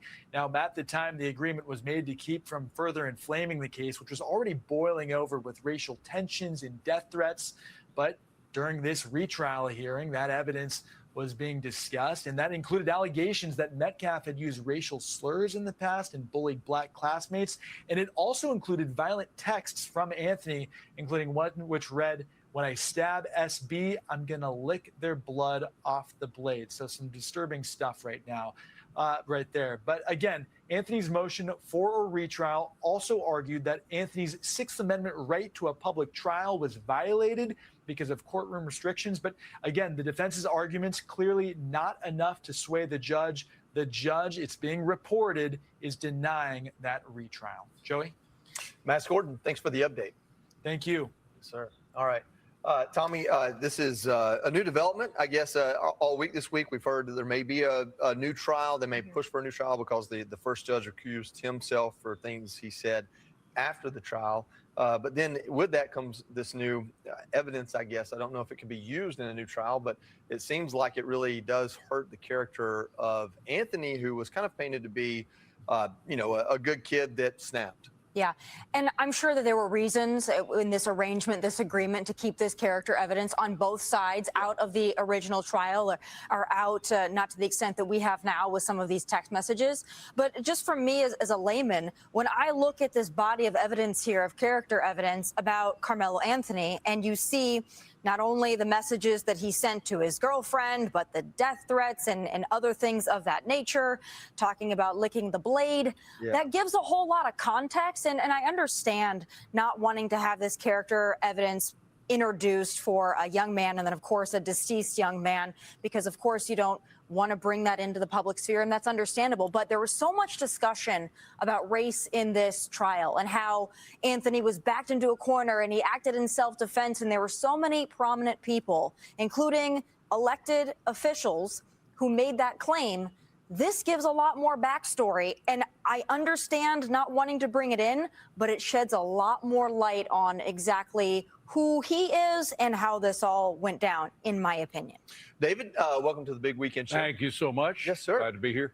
So I guess that is the question is, all these people that have done so much to support him, they've protested for him, they've said that it was only because he was black that he was arrested, much less convicted. Do you think this would deter them at all, some of this evidence that they're talking about? No, because they have the script already prepared. I mean, they know where they're going. Evidence doesn't mean much to a political agenda like the ones that they have. They talk about how he is a young man. 19 is very young, but guess what? He's got 2 years on Austin Metcalf. Metcalf was 17 when he was stabbed to death. I mean, he's got years now. 35 years. He'll probably get time off from that full sentence, but there's plenty of time for him to think more clearly about what he has done, more clearly about what he could do once he's let out, and perhaps there's some chance for retribution, from the family, at least in terms of getting a little justice for what happened to their son. But at the very least, this guy's going to stay in prison for a while. He's going to be off the streets. Clearly, his mind was just consumed by the evil thoughts of killing somebody in the worst possible ways. He's a sick person who needs time to think about what he's done. He's now got the time to do that. Alicia, that's a good point that David makes. He didn't get life in prison. Right. He didn't get the death penalty. He will get out. In somewhere between his late 40s and 60s. So it's not like his entire life is going to be in prison. He's going to spend time in prison and then have a life after that, to whereas Austin Metcalf is no longer with us. Yeah, exactly. And David, when you said this gives him time to think about what he did, I would hope that as a member of society, that someone who did this would do that. But you have to also remember, he's been treated in large part by a big part of the community there as the victim. He was the one who stabbed this young man who had his whole life ahead of him. Right. And yet protesters show up and they treat him like he was the one who was wrong. Despite all of the evidence, despite the people who came and took the stand and said, other teammates who said, he stabbed him. He wasn't defending himself, but I mean, yeah, I hope that he does learn something from this, at least. And perhaps also some of the politicians who were so quick to call this racism, perhaps they could learn a little something as well. I think James Tallarico recently. They're not going to. I'm sorry. But I just don't think, I don't think they're going to get it. I mean, you really don't either. No. I mean, I think revelation from that quarter is unlikely. However, there is a possibility that Carmelo Anthony will have time to think about it. I mean, there are these extraordinary cases where people do turn their lives around from within the prison cell because there's something about that environment that really gets you thinking deep. And we're hopeful for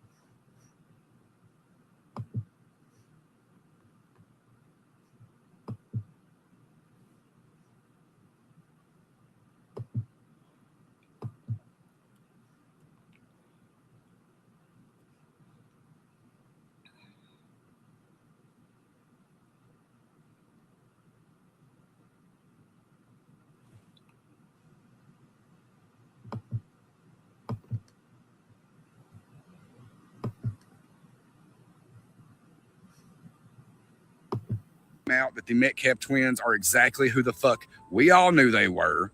They're spawns of their racist ass shit ass daddy. They're racist ass pieces of shit. And I'm about to show you all the fucked up shit they've done in their lives starting at the age of 10. Let's get into it. Cut it off. But they were 10 years old in elementary school when they were arrested for assault charges for bullying a female classmate. 10 years fucking old. The victim accidentally touched Metcalf in the face, angering him, and he proceeded to forcefully shove the girl to the ground using both hands. Does that sound familiar? When you get done watching this video, you can go to my page, just go find the Jeff Metcalf interview and watch it, and you will see that it raised these boys to be just like him. Look what they got 12 months of probation for. Look at this. They were little racist fucking assholes. They have records from 2023 showing Metcalf bullied a black student and was not disciplined. A month before he was killed, Metcalf was ordered to stay away from a different black student he was accused of bullying. Several parents of cheerleaders at his high school said the children were afraid of both Hunter and Austin, which we heard that rumor during the trial. Austin was so fucked up that he was forced to go to a church group for those consumed by anger, lust, and addiction. Text messages from Hunter, Austin's brother, talking about wanting to jump kids from the Independence High School track team. These shitty indie kids talking, let's jump them. You're talking about two big fucking 18-year-olds who played football, who were strong as fuck, and who were violent as fuck. The girl that was shoved, I told you about earlier, she had to go to the fucking hospital. She was hurt so bad. There was a 2023 incident involving Hunter where he was suspended in an undated incident after he and another student argued and allegedly threatened to bring guns to school. We have another incident in which Austin allegedly mocked a black student in 2022 for eating a banana. He filmed another student as he appeared to shove the boy's head into his crotch. Another 2023 incident, Austin cheering as a friend chased and tackled a black student, and Austin is heard saying, "Get over here, you black Jew." Mike Howard told the court that either Austin or Hunter had once grabbed their mother by the throat. At one point, Howard said Anthony witnessed one of the twins getting into a fight with other kids at a basketball game, leading the teen to believe the Metcalf brothers were prone to fighting. It's clear as day the Metcalf boys are large, violent, racist pieces of shit who learned everything from their racist piece of shit daddy, Jeff Metcalf. They were violent from the time they were 10 years old, pushing girls down to the point they went to the hospital, racist graffiti, harassing black boys the whole time they were in high school. This trial was a joke from start to finish. They didn't go under that tent and say, "Oh, will you please get out, Carmelo?" No, they saw a black boy, they wanted him out, and Carmelo had a reason to fear for his life. At the motion for a new trial today, it came out that the Metcalf twins are I need to say, got to say this, fair use on all these videos that I'm showing. Everything, okay? Fair use.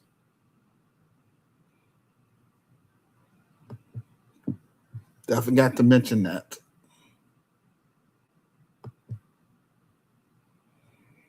Okay, I'm almost done. Okay, we're going to check her out, what she has to say. She's a black Republican. Like I say, we independent over here. We're not Democrats. We're not Republican. Independent. Divide happening in our country right now. We have the ghetto, ratchet, Black Americans. You can't tell them anything. They know it all. Lack law and order. Those Black Americans. Then you have Black Americans that are just decent people trying to live and want to see a prosperous country and want to build families. And what is happening? We all get lumped into one. And why you say that? Well, because of this side, you guys make it harder for this side. And we're tired of it. We are. Yes, I'm a conservative Black woman, and I don't want to associate with this side. you glorify violence. You glorify sexual promiscuity. You glorify robbing, stealing, scamming. And when we on this side say, wait, no, absolutely not. We're not down with that. We don't want anything to do with it. You come after our Blackness and say that we are less than. But now when we call out your deplorable behavior, now we're trying to have proximity to whiteness. Make it make sense. Guess what? It doesn't. And, you know, as a conservative, you know, I see all the comments. I see, oh, you're a coon. You're an Uncle Tom. You're all that. I don't know what type of response you want out of me with that. I'm just letting you know when I see the comment, I automatically say, man, the lack of intellect is astounding. And I'm praying for you. I am. I'm praying for you. With that being said, I just want to let you know that our voices are getting louder. There is an uprising of more Black people that is tired of the toxic culture in community, and we're separating ourselves, but also we're raising generations that want nothing to do with that absolutely toxic behavior. And there's nothing you can do about it. So call us what you want, but baby, we're not going anywhere. And hey, I challenge you. Choose a side. Choose carefully, or get left behind. What a concept. Folks, there is a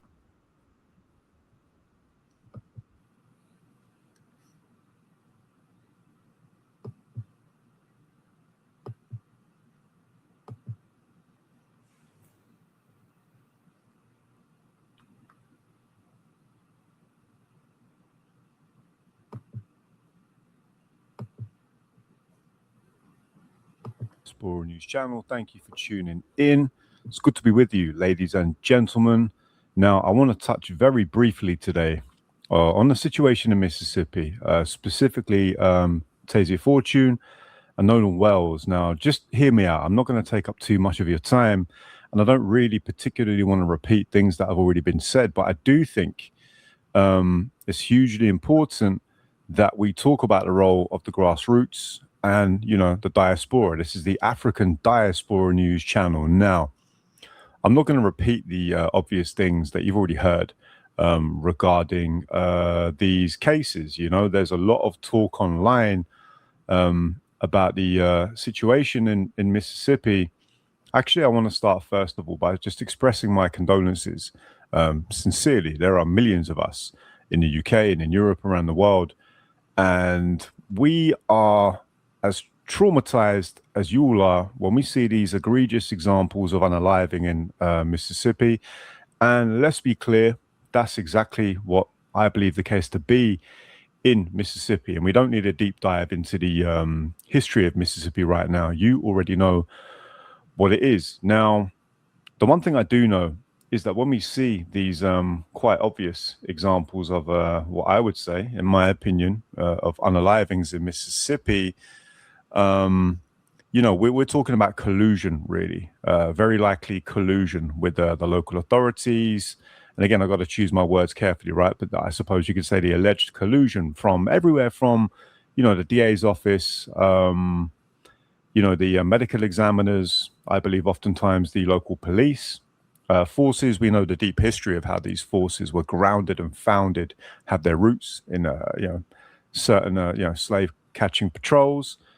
All these kinds of things. Now, you know, that makes for a very difficult terrain to navigate when it comes to justice. And I think oftentimes the effects of these unalivings is it puts us in a state of shock paralysis.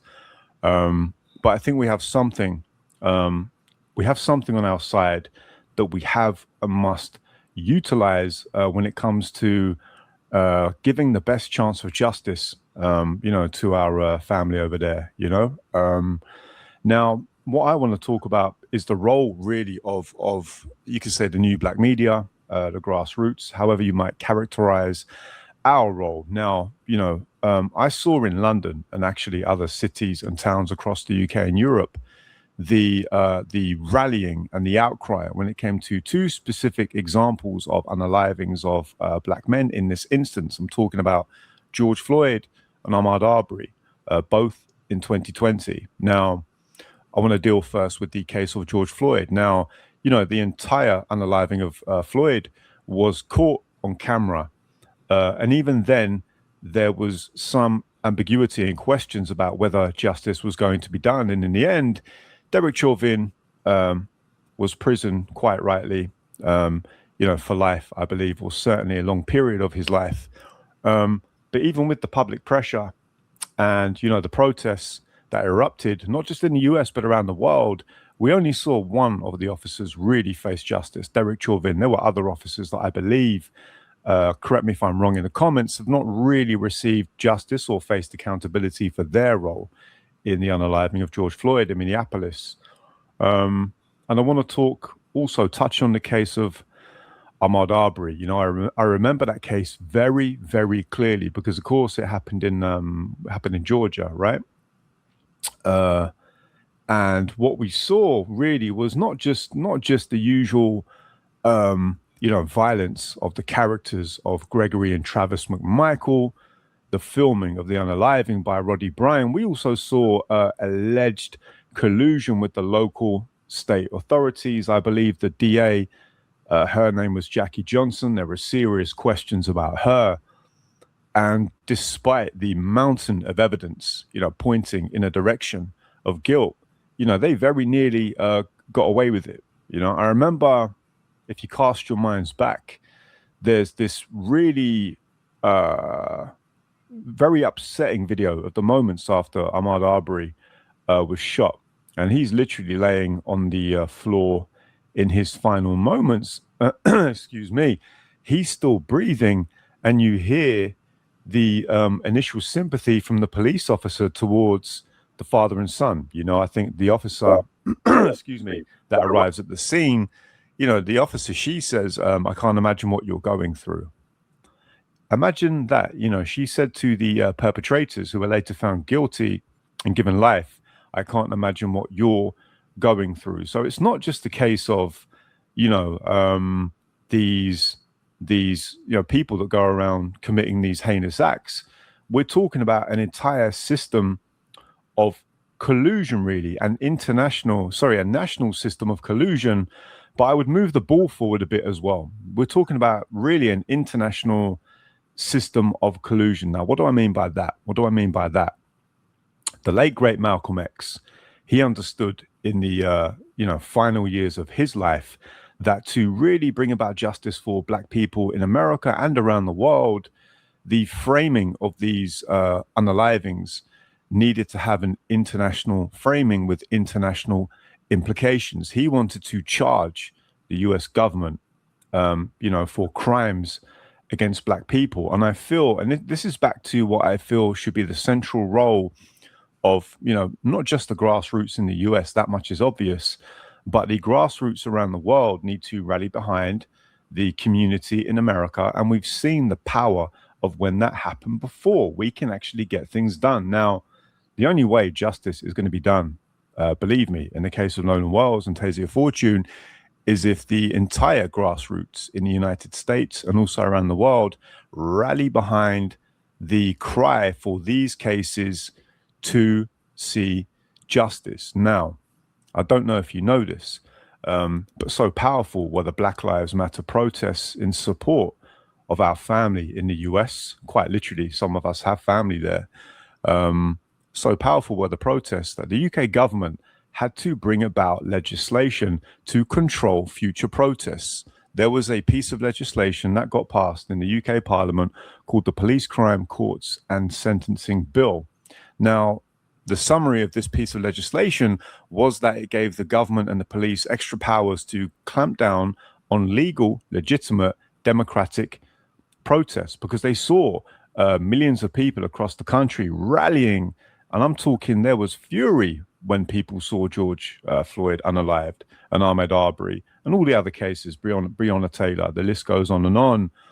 And I really believe not only did that create a mass movement sort of globally in support, I kind of believe, you might disagree, the only way the federal government in the US, or the ones with real power, the federal government, the White House, the only time they're really shaken into action is when they are really getting held to account globally. I'll give you another example, and I'm going to put this document up on screen.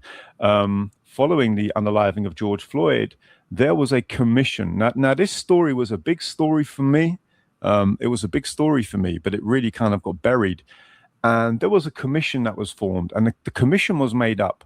Listen to this. The commission was made up of a number of judges, lawyers, legal experts, really serious people from around the world.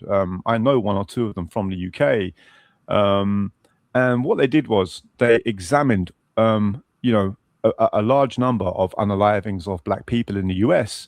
And these judges, legal experts, and lawyers, they found that these unalivings met the legal criteria for crimes against humanity. The continuous unaliving of Black people in America, oftentimes, by the police and others, met the legal criteria for crimes against humanity. And this is exactly what Malcolm X was talking about. And in my humble opinion, this is what we are talking about in the state of Mississippi. Now, there's another aspect to this that we need to be thoroughly aware of. Now, I'm not going to talk for too long on this, but just walk with me for a minute. Not only is the grassroots nationally in America and internationally key in bringing about a semblance of justice, as we saw with George Floyd and Ahmaud Arbery, if these unalivings were happening to any other community, I promise you this, if any other community or religion really, and one religion in particular, was facing these unalivings regularly, there would be outcry from the UN Secretary General, the Deputy Secretary General. There will be the European Union speaking about this. You would have global human rights bodies speaking about this. You would have heads of state speaking about this. You would have prime ministers talking about this.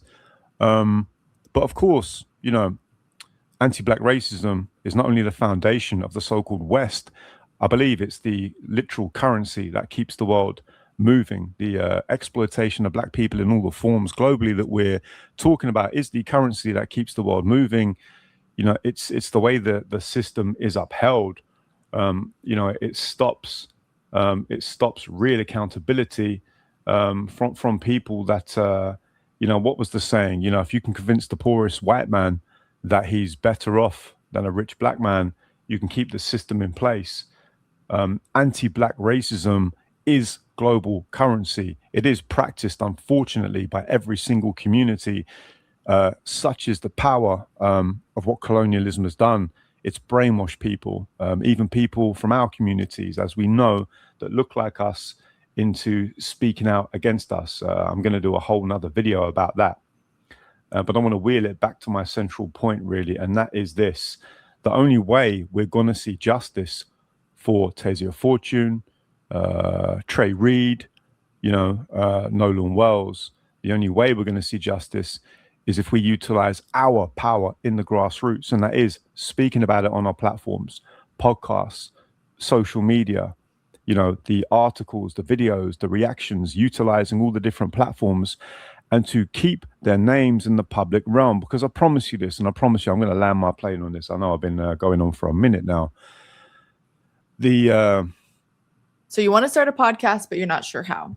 Riverside's got you covered. First, go to riverside.com and open an account. And when you're ready to record, just hit the record button to capture high quality video. The individuals, the gutless cowards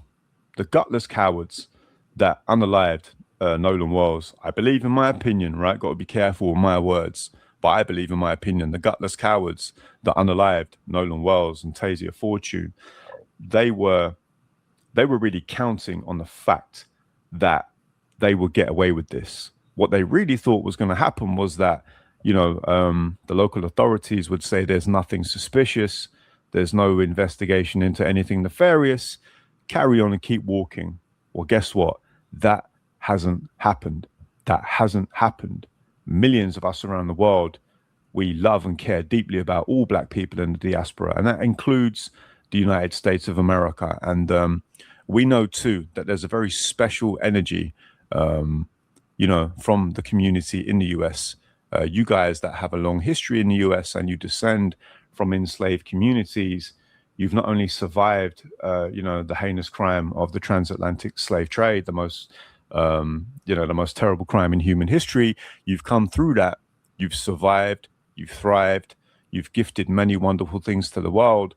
But there's a special energy that no one can really deny. In fact, we should actually acknowledge and celebrate this like we should celebrate each other. There's a special energy of activism, of getting things done. The leaders that you've had from your community to the world have gone on to become global icons. So what I'm really saying is this: please keep up the momentum in the United States. The foundational grassroots media and community in the US keep saying the names of Tasia Fortune, Nolan Wells, all the others. You have our committed solidarity from around the world. We stand with you. Keep up the pressure, because it can be the difference between justice, or a semblance of it. It can be the difference between justice and zero accountability. And this evil has to be held to account. It must be held to account. It may well be that with the changing dynamic of global populations, white supremacy as an ideology in a system, it may well be in its sort of final stages. But to use the metaphor of a wounded animal, sometimes a wounded animal can be at its most dangerous when it's backed into a corner. When it's backed into a corner, despite a mortal or fatal wound, it can be its most vicious. So keep up the pressure on social media. Keep up the pressure in the new Black media. Keep up the pressure anywhere you can. Demand justice. Keep circulating their names. And, please be careful in the US. This probably sounds a little bit too obvious. But if you're in these states where that the police and authorities are utterly corrupted, I say utterly corrupted with white supremacist individuals and leanings, be on your A game when it comes to safety. Don't mess around, because again, I'm sorry to repeat myself. We know these people only pick vulnerable targets, right? They only go for vulnerable targets. And that goes not just for the individuals who might not necessarily be part of the authorities. It goes for the individuals who have a badge, somehow have a badge. I think to the case of Sonia Massey, rest in peace to her. She was a soft target. It wasn't that she was unalived by the police officer that did it. They actually visited her home, according to her son. If you remember that case, they visited her home in the hours before, and they realized she was vulnerable, and that's why they targeted her. But anyway, I've said enough on this topic. I didn't really want to weigh in unless I had something different to bring to the table. Alternate media, new Black media, keep up the pressure in the US. You have our support around the diaspora. That's what this channel's about. Thank you very much for tuning in. Remember to support the platform. Go download the app, like and share the video. Check out the other amazing reporters on this channel. Peace and love. See you next time.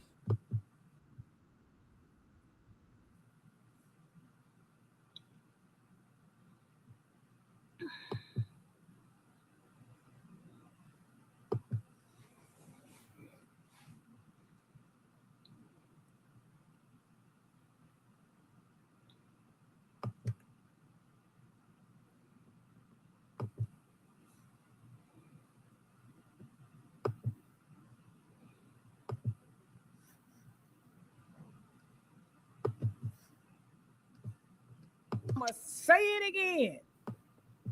If it's been said once, I'ma say it again. Black folks would show up to vote more so than we already do if we knew we were showing up to protect or to keep something that was beneficial to us. Yes, I'm going to keep saying it because I keep hearing these conversations. Oh, black people, oh, they're not showing up. And well, if more black people would have showed up, then such and such would have been in the office or this and that. Now, I was listening to Al Sharpton the other day, and that was kind of the conversation they were having. And I'm like, man, when are they really going to have the conversation? They're starting to a little bit, but when are they really going to have the conversation? It's like, yeah, black folks really don't show up because they don't have anything to lose. They, meaning us, we don't have anything to lose, okay? They told us that our voting rights was in danger, and we was like, oh, okay, what's new, okay? Oh, well, you know, you got to protect this person. Oh, they trying to vote them out. Oh, okay, what's new? But they're not saying stuff like, if you don't vote for this person or that, they're going to take your reparations. You know why they're not saying that? Because for one, we've never gotten reparations. It's due to us. We've never gotten it.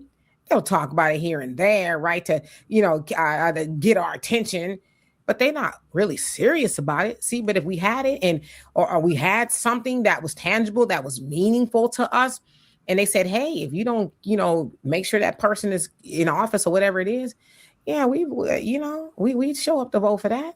Yeah, we got to make sure because they making sure we getting ours, right? Our neighborhood is taken care of. The crime is down, right? We got resources coming in. Yeah, we want to protect that person, okay?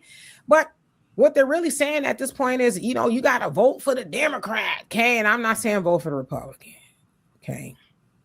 But you got to vote for the Democrat because black people and Democrats and black people, you got to vote for them. Why? What? So we can watch them run around the country champion for illegal immigration? That's what the black vote is doing.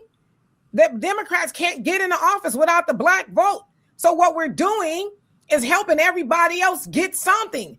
Again, wherever you go in the United States, especially in California, it's all about illegal immigrants, and a little bitty amount of black folks that are still left in California show up to vote for the Democrats. And then you cry on the other hand about, oh, you know, I can't get a job because the Latinos are gatekeeping. Oh, you know, they setting up shop, the vendors in front of people's businesses. Oh, they talking about they want illegal immigrants to have the right to vote because they should have a say so. Oh, they want to take, you know, taxpayers' dollars and get legal help for illegal immigrants. Y'all cry about that stuff, but then you show up and vote for nothing.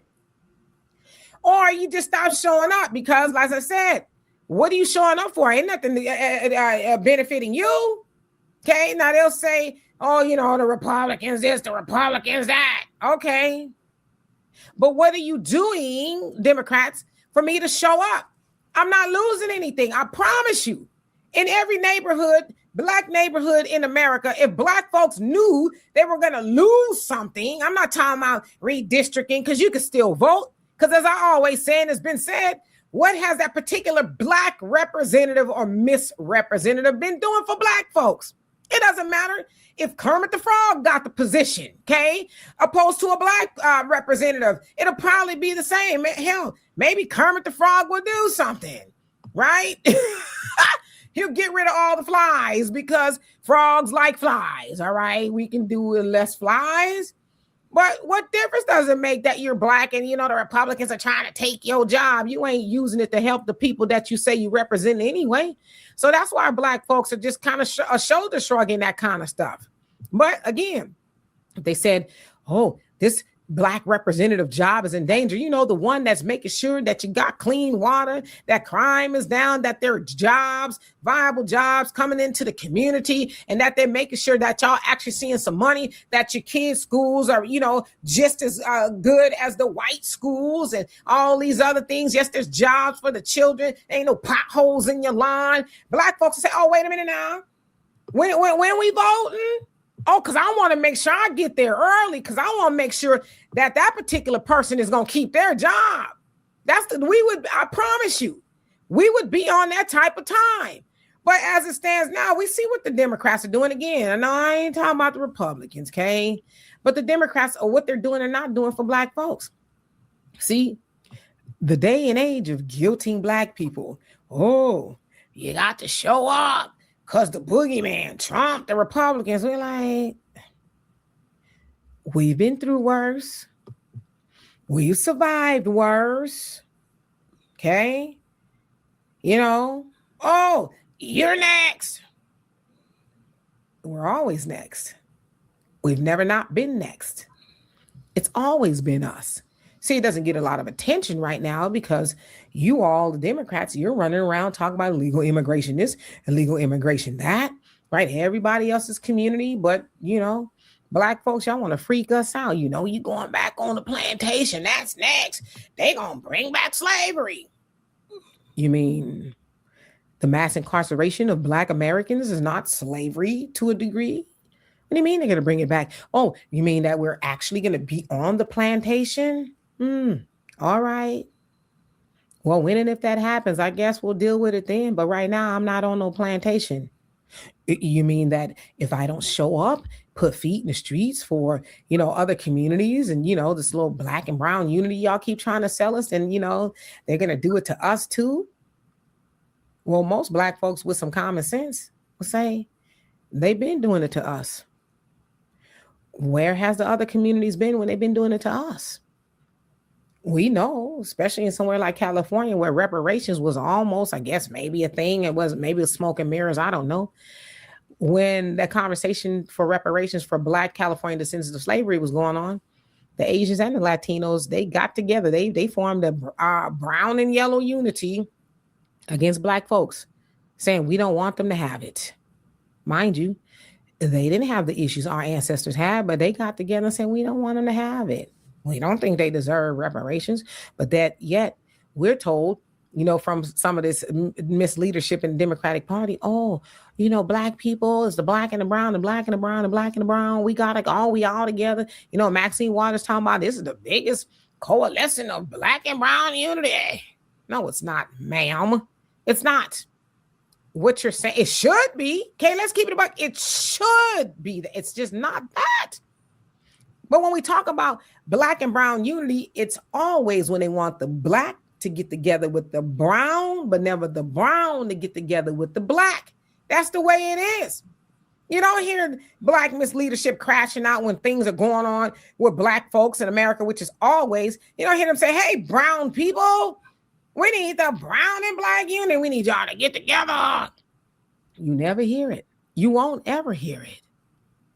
But again, if that was the case where the brown was helping the black and we was like, oh man, yeah, we got to get out there and protest and march with them because they are very beneficial to our community as well, we would do it. We would. Okay, if there was really this unity that it should be, but it's not, we would do it in a heartbeat. But again, I'm saying this to the Democrats. If you really want black Americans to care about things, and we should care. I'm not saying we shouldn't care. There's certain things we should care about. But if you want us to show up for you, you got to show up for us.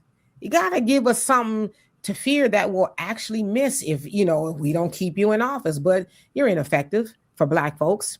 You don't deliver any goods to black Americans. You don't. You may say you do.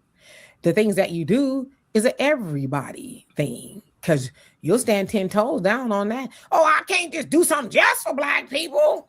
No. Kamala, right? But then you'll tout about, we're making sure that ISIS can't do this and we want to abolish ICE. Oh, the illegal immigrants. Oh, they're our family. They're undocumented. Oh, gosh, they're a part of our community. And we want to make sure they get this funding and this, that, and the other. The trans this and the LGBTQ this, that, and the other. But all right. What about something for black Americans? Oh, I just can't. I'm the councilman of everybody. I'm the president of everybody. So, all right. Well, then get everybody else to do it. Because, see, they'll miss something if you're not there. Us, it's just, okay.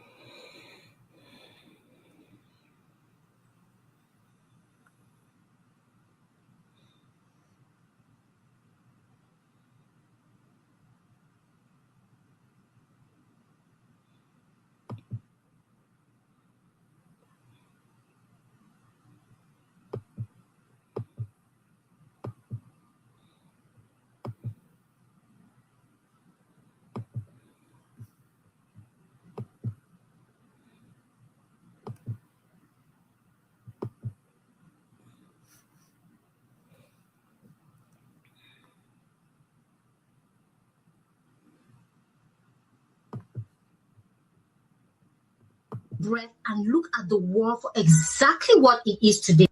My people, I want you to take a deep breath and look at the world for exactly what it is today. We are living in an era where the masks aren't just sleeping. They are being ripped off in broad daylight. Yesterday, something happened in Brussels that should make every single African, every member of the diaspora, and every lover of true autonomy feel a fire in their bones. Welcome back to Power and Pulse. To our subscribers, thank you for standing with us. You are the heartbeat of this movement. And if you're new, you've arrived at the exact moment the tide is turning. Yesterday, the European Union Parliament held a session. They sat in their air-conditioned halls in Europe to discuss Niger, not their own failing economies, not the energy crisis freezing their citizens, but a sovereign African nation thousands of miles away. They passed a resolution. They sat in Brussels to craft a decree about how Niger should run its own house. Their topic, the fate of Mohamed Bazoum, the man they call a former president, but who the people of Niger remember as something far more sinister. They are demanding his liberation. They are demanding that Niger bends the knee to a European mandate. But tonight, we aren't just reporting the news. We are exposing the audacity. We are asking the question the EU is too afraid to answer. Who gave you the guts to intervene in the affairs of a nation that has finally decided to breathe for itself?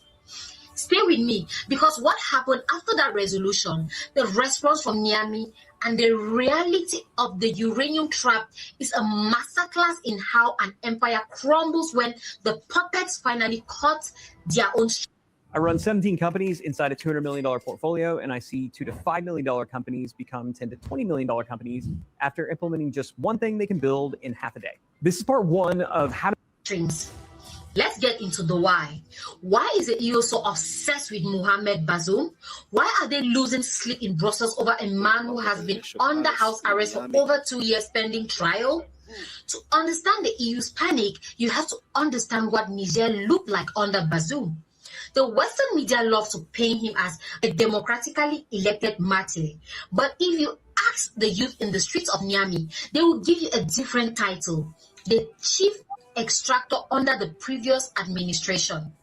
Niger wasn't a country, it was a warehouse where the keys were kept in Paris. While Bazoum was being paraded as international summit as the poster boy for West African stability, his people were living in darkness.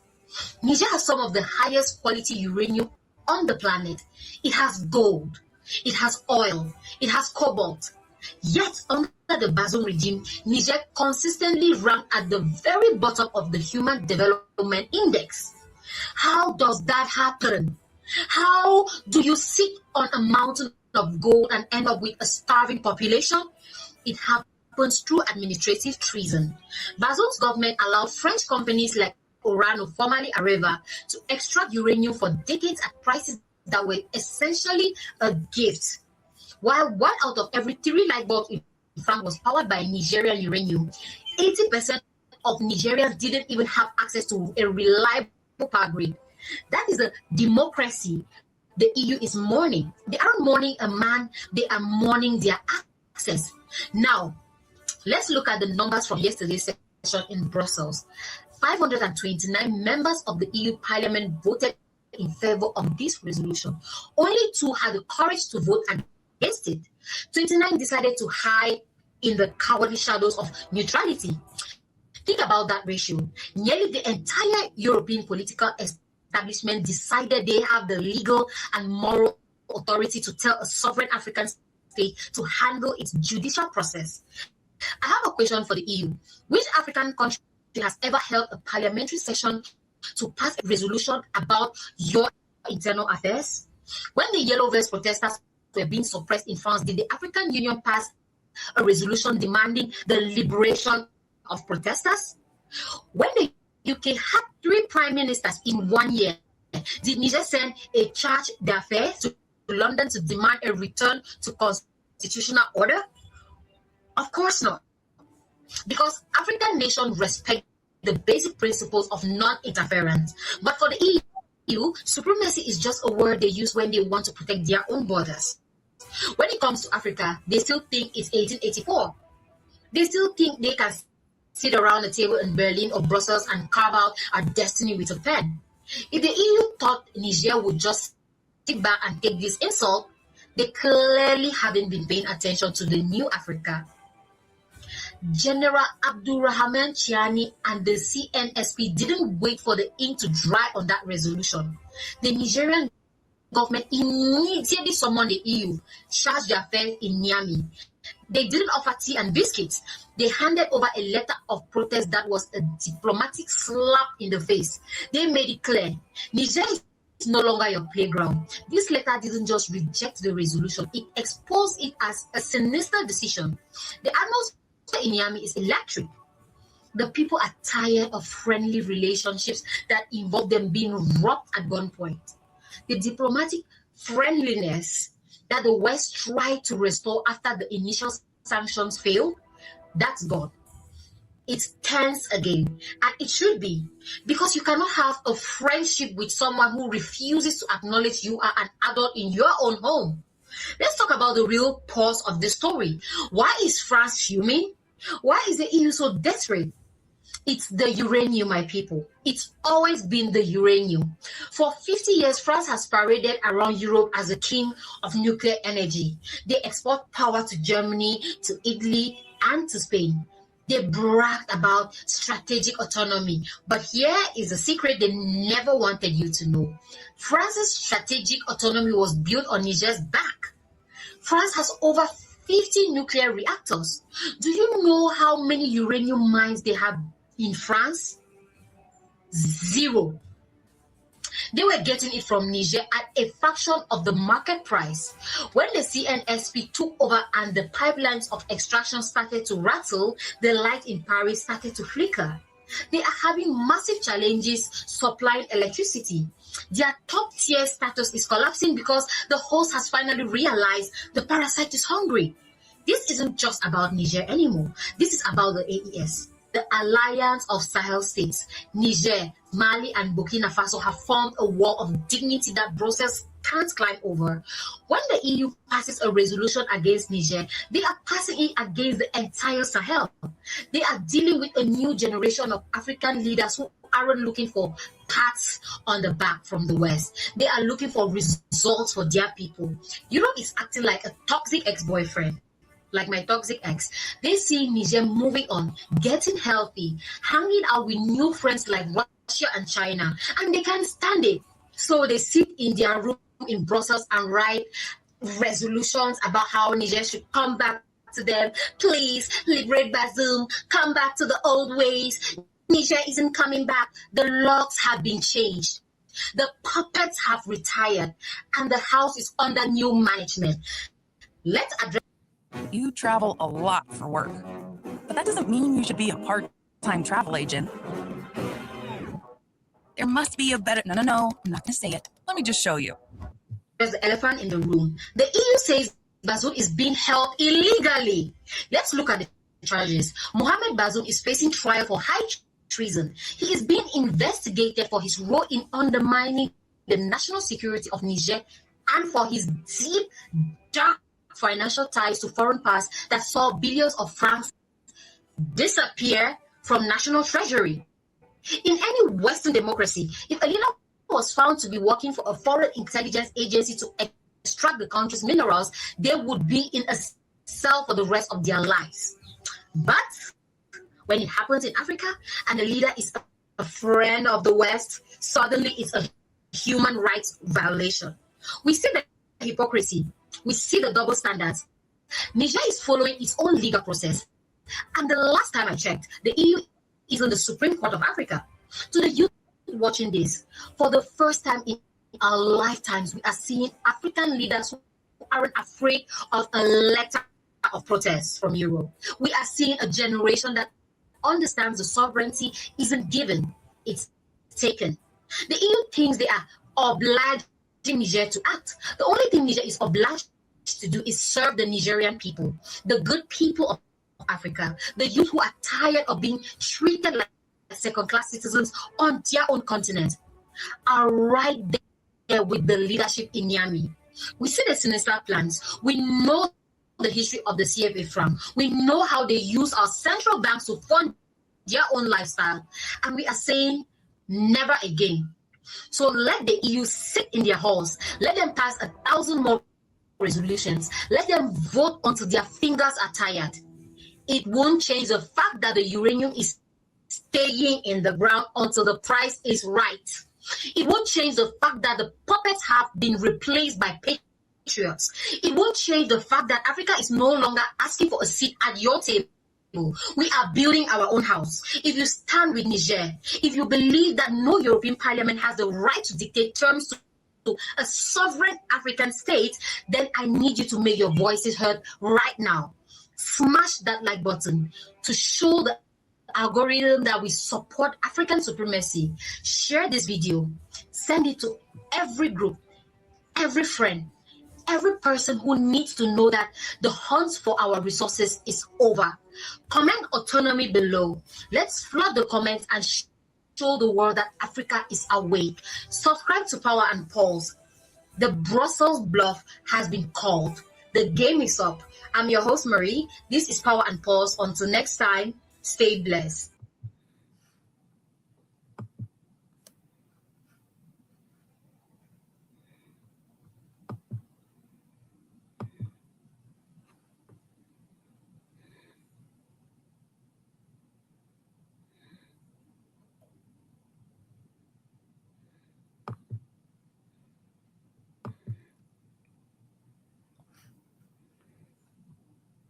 That a lot of people will see as the usual story about the financial markets and investing, because you will see what's like something happened this week that a lot of people will see as the usual story about the financial markets and investing, because you will see what's like ETF and government bond being thrown around. And when it is reported that way, many people will not look underneath what exactly is going on. But on this channel, we try our best to make sense of everything that concerns Africa, especially when it is originating from Europe, because we have reported it before on this channel, and it is not even a secret, because a few months ago, European and American leaders gathered in Germany, and they made their intentions very, very clear once again. They were talking about reviving the old agenda, aggressively securing resources, markets, and influence, with Africa at the center of it all. When Marco Rubio said it at the time, the Europeans and the Americans in that hall, they received it with excitement. Many people called it mere talks, that a multipolar world will never allow such aggressive extraction to happen. So what happened this week? Europe launched a new fund in London, the first of its kind in Europe. And inside that fund is the debt of African governments. In the simplest terms, this fund is a kind of basket. Instead of buying one thing, you buy the basket, and it trades on stock exchange like a single share. And what did they put inside this single basket?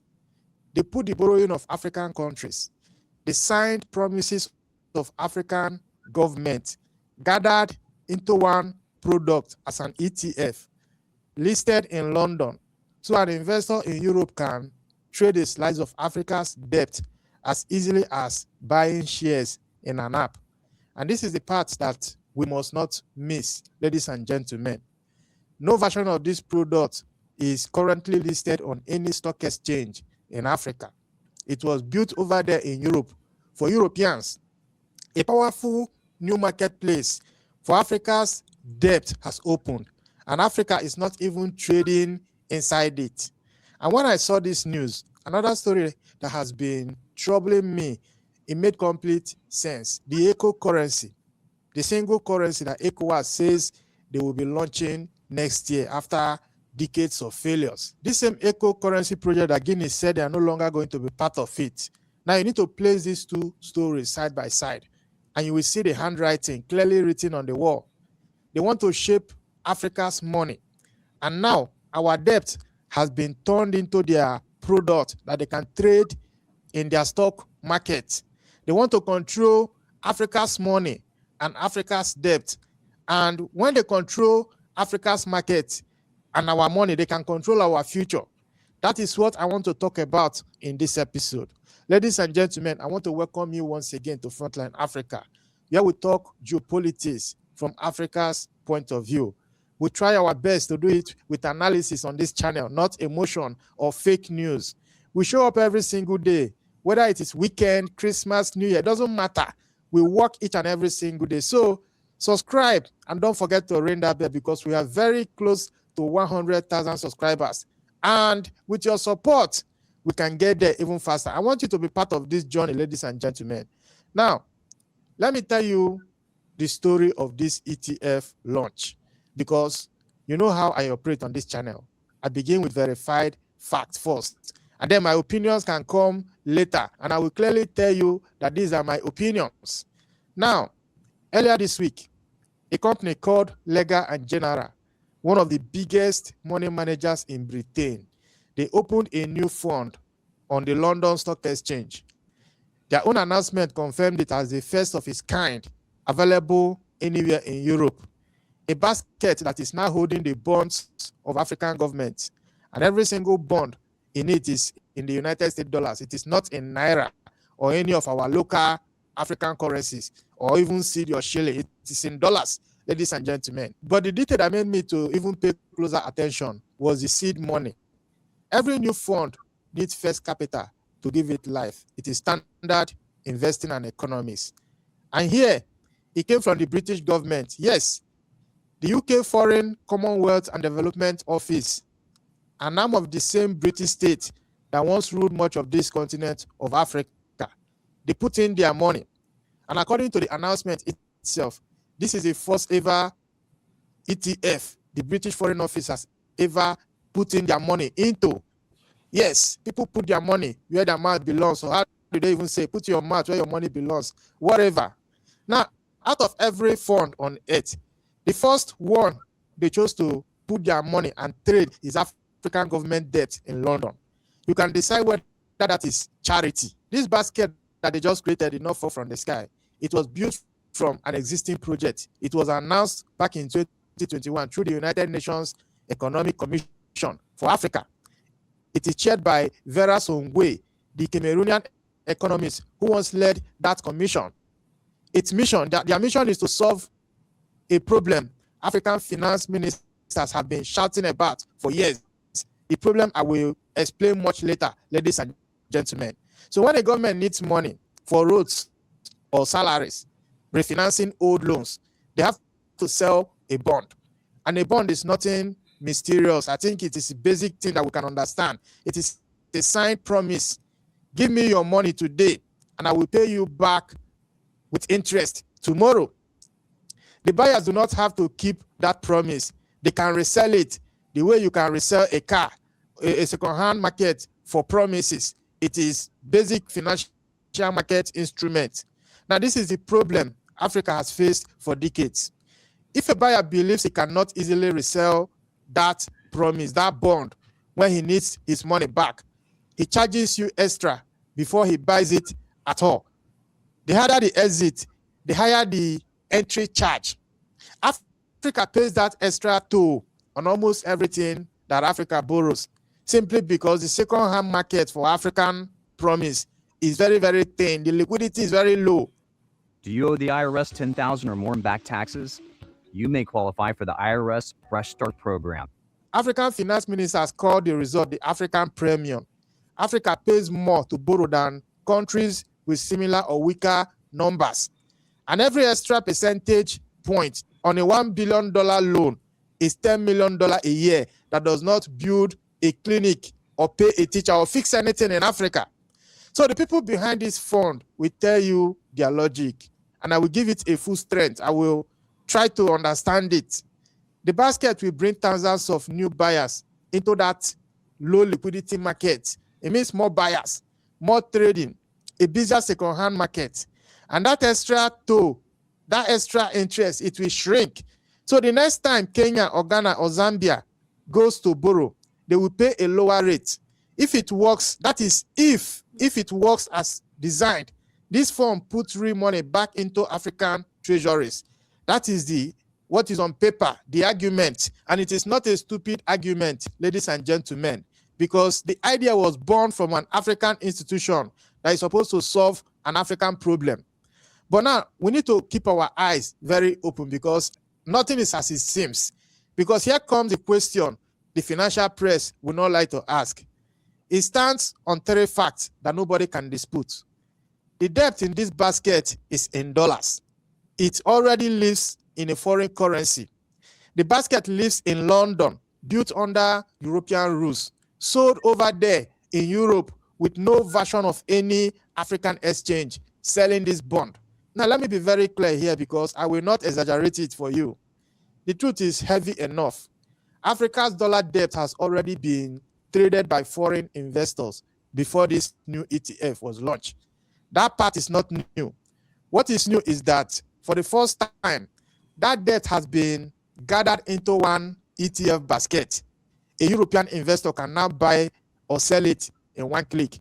And when fear enters, a European rate decision or a panic that has nothing to do with Africa, money rushes out of that ETF.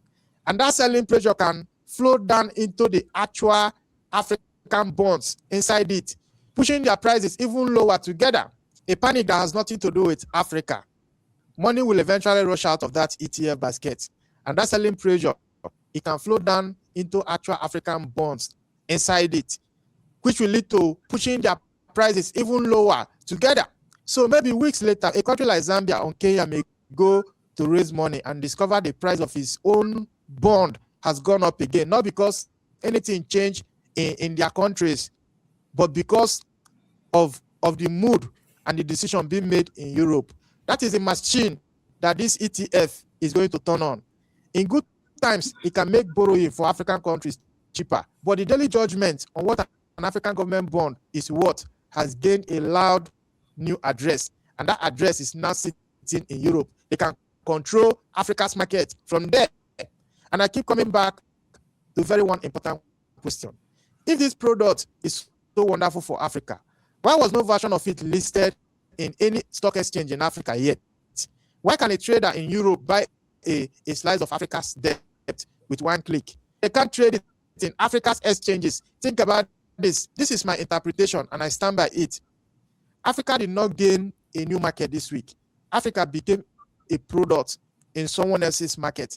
That is the real story here, ladies and gentlemen. Now, a part of this story that genuinely concerns me more, because Africa already built this kind of thing before, 8 years ago. Back in 2018, the African Development Bank, Africa's own bank, together with MCB Group of Mauritius, they launched the African Domestic Bond Fund, the first of its kind. It was listed on the stock exchange of Mauritius, holding African government bonds, not in dollars, but in African currencies. This version was created in 2018.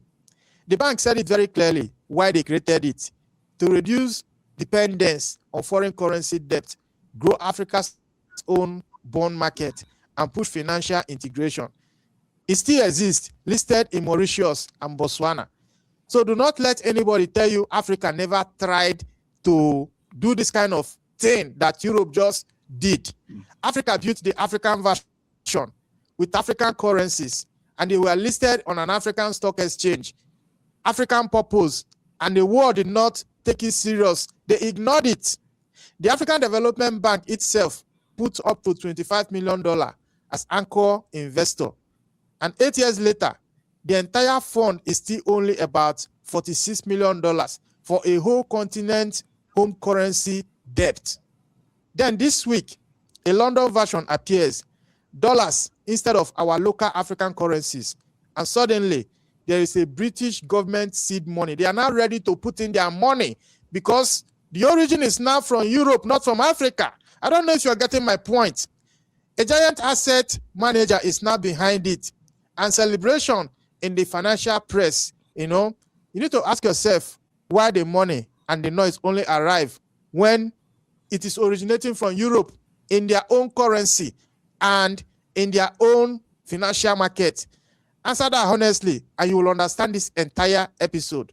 Now, bring in the second story, where the whole picture completed itself and made even more sense. We did a full episode on it days ago, so I will keep it very short. On July 19, in Longwy, Sierra Leone, ECOWAS heads of state reaffirmed that the ECO currency will now be launching next year, which is 2027. They will launch in phases after more than 2 decades of missed deadlines. Now, within days, Guinea became the first member to opt out of this planned launch for next year, keeping their franc it has controlled for more than 66 years, rather than adopting a currency whose rules are still being written as I record this episode. And what are those unwritten rules? 5 of the 12 countries currently inside ECOWAS, they already use the CFA franc, created by France in 1945. In the colonial era, this currency is pegged to the euro to this day with a French guarantee behind it. And another 3 CFA users, the Alliance of Sahel State, they have already left the ECOWAS bloc. Together, they've all decided they are not going to be part of this new ECO currency. In December of 2019, President Emmanuel Macron and President Alassane Ouattara of Ivory Coast, they even tried to rename the CFA franc as the ECO currency while keeping the euro peg. They basically hijacked the very name of the project. The December summit is supposed to settle the central bank, the decision rules, and the first participating countries. This summit is supposed to happen December later this year. But one huge question hangs over all of it. What will anchor this currency?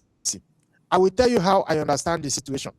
When the euro peg CFA countries sit at the heart of this project, and the last attempt at an ECO came euro peg from Paris, the one that Macron and Ouattara tried to cook up, until our leaders answer that anchor question very clearly. The handwriting of Europe stays on this project. It is their pet project for West Africa. Guinea has already seen the handwriting, and they have decided they are going to, stay away from this. That decision proves the sovereignty question around this currency is not theoretical. There is European handwriting written all over it. Look at what is happening right now. On the currency side, West Africa pushed towards one currency whose anchor is undecided as of this moment, with the euro peg CFA countries pushing for this. On the debt side, we now have a new fund in London, seeded and funded by the British government, turning African debt into a single product that can be traded in Europe. In our Guinea episode, I asked a very important question. Who will print this ECO currency? This week, the answer became, who prices the debt, Africa's debt? Whoever holds a people's money and their debt, they can control their market. And whoever can control their market can control Africa's future. Now, connect this back to Germany. What happened in February at the Munich Security Conference, that the Secretary of State of America, Marco Rubio, he spoke with open nostalgia about the legacy of the great Western empires. He mourned the decline of the colonial era. And at that meeting, he told European allies that they should not be shackled by guilt over their colonial history. And he tied the security of the West directly to supply chains and critical minerals. Yeah, critical minerals like cobalt, lithium, rare earths, the very things under African soil. And how did Europe receive that awakening? Yeah, Ursula von der Leyen, the European Commission president, said it in public that she was very much reassured by this speech and listed raw materials among the areas that Europe must now secure from Africa. These guys, they are coming aggressively. They are coming. So when I told you months ago that the agenda had been announced openly, this is what I meant. It will come in different forms, ladies and gentlemen. But I will try my best to be pointing it out anytime they try to come through the back door. And this is the difference between what happened in the 1800s and now. When they came at the time, they came with their gunboats and their soldiers. They sat at the Berlin Conference and carved this continent like a cake on a table. And in 2026, nobody needs a gunboat, a currency arrangement here, a debt product here, Financial power can be built over a continent quietly, cleanly, legally, without a single soldier crossing the sea and firing a shot. And all of this reaches the same three conclusions: what Africa earns, what Africa owes, and what Africa can decide. But I will not leave you in despair, ladies and gentlemen, because in the same period, African countries quietly ran the play in reverse. Let me talk about what is happening in Tanzania. On July 24, at the London Stock Exchange, the first offshore bond ever measured in Tanzanian shillings was listed. About 262 billion shillings. That is roughly $100 million. 5 years, 7.6% interest. Tanzania's finance minister rang the closing bell himself and called it the start of Tanzania's participation in international capital market using their own local currency, its own currency. Now, let me be very clear here, because precision, it is what will protect us in this channel. This bond was not issued by the Tanzanian government itself. It was issued by the IFC, the private sector arm of the World Bank, with the highest credit rating on this planet. The IFC raised the money in London and they passed it in shillings. That is the key point I want to note here. It was done in Tanzanian local currency, and that is why I'm talking about it. Now, they will lend to small and medium businesses. 20% was actually a mark for women-owned businesses. The World Bank estimates to support up to 20,000 jobs. But this is why I am showing you this deal that happened in Tanzania.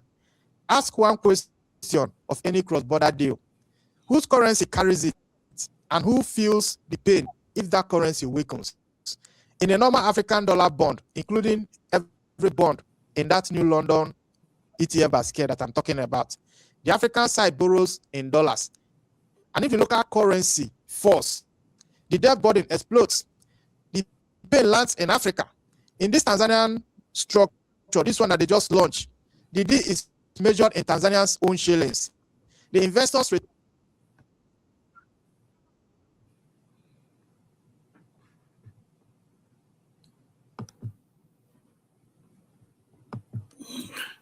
That's enough.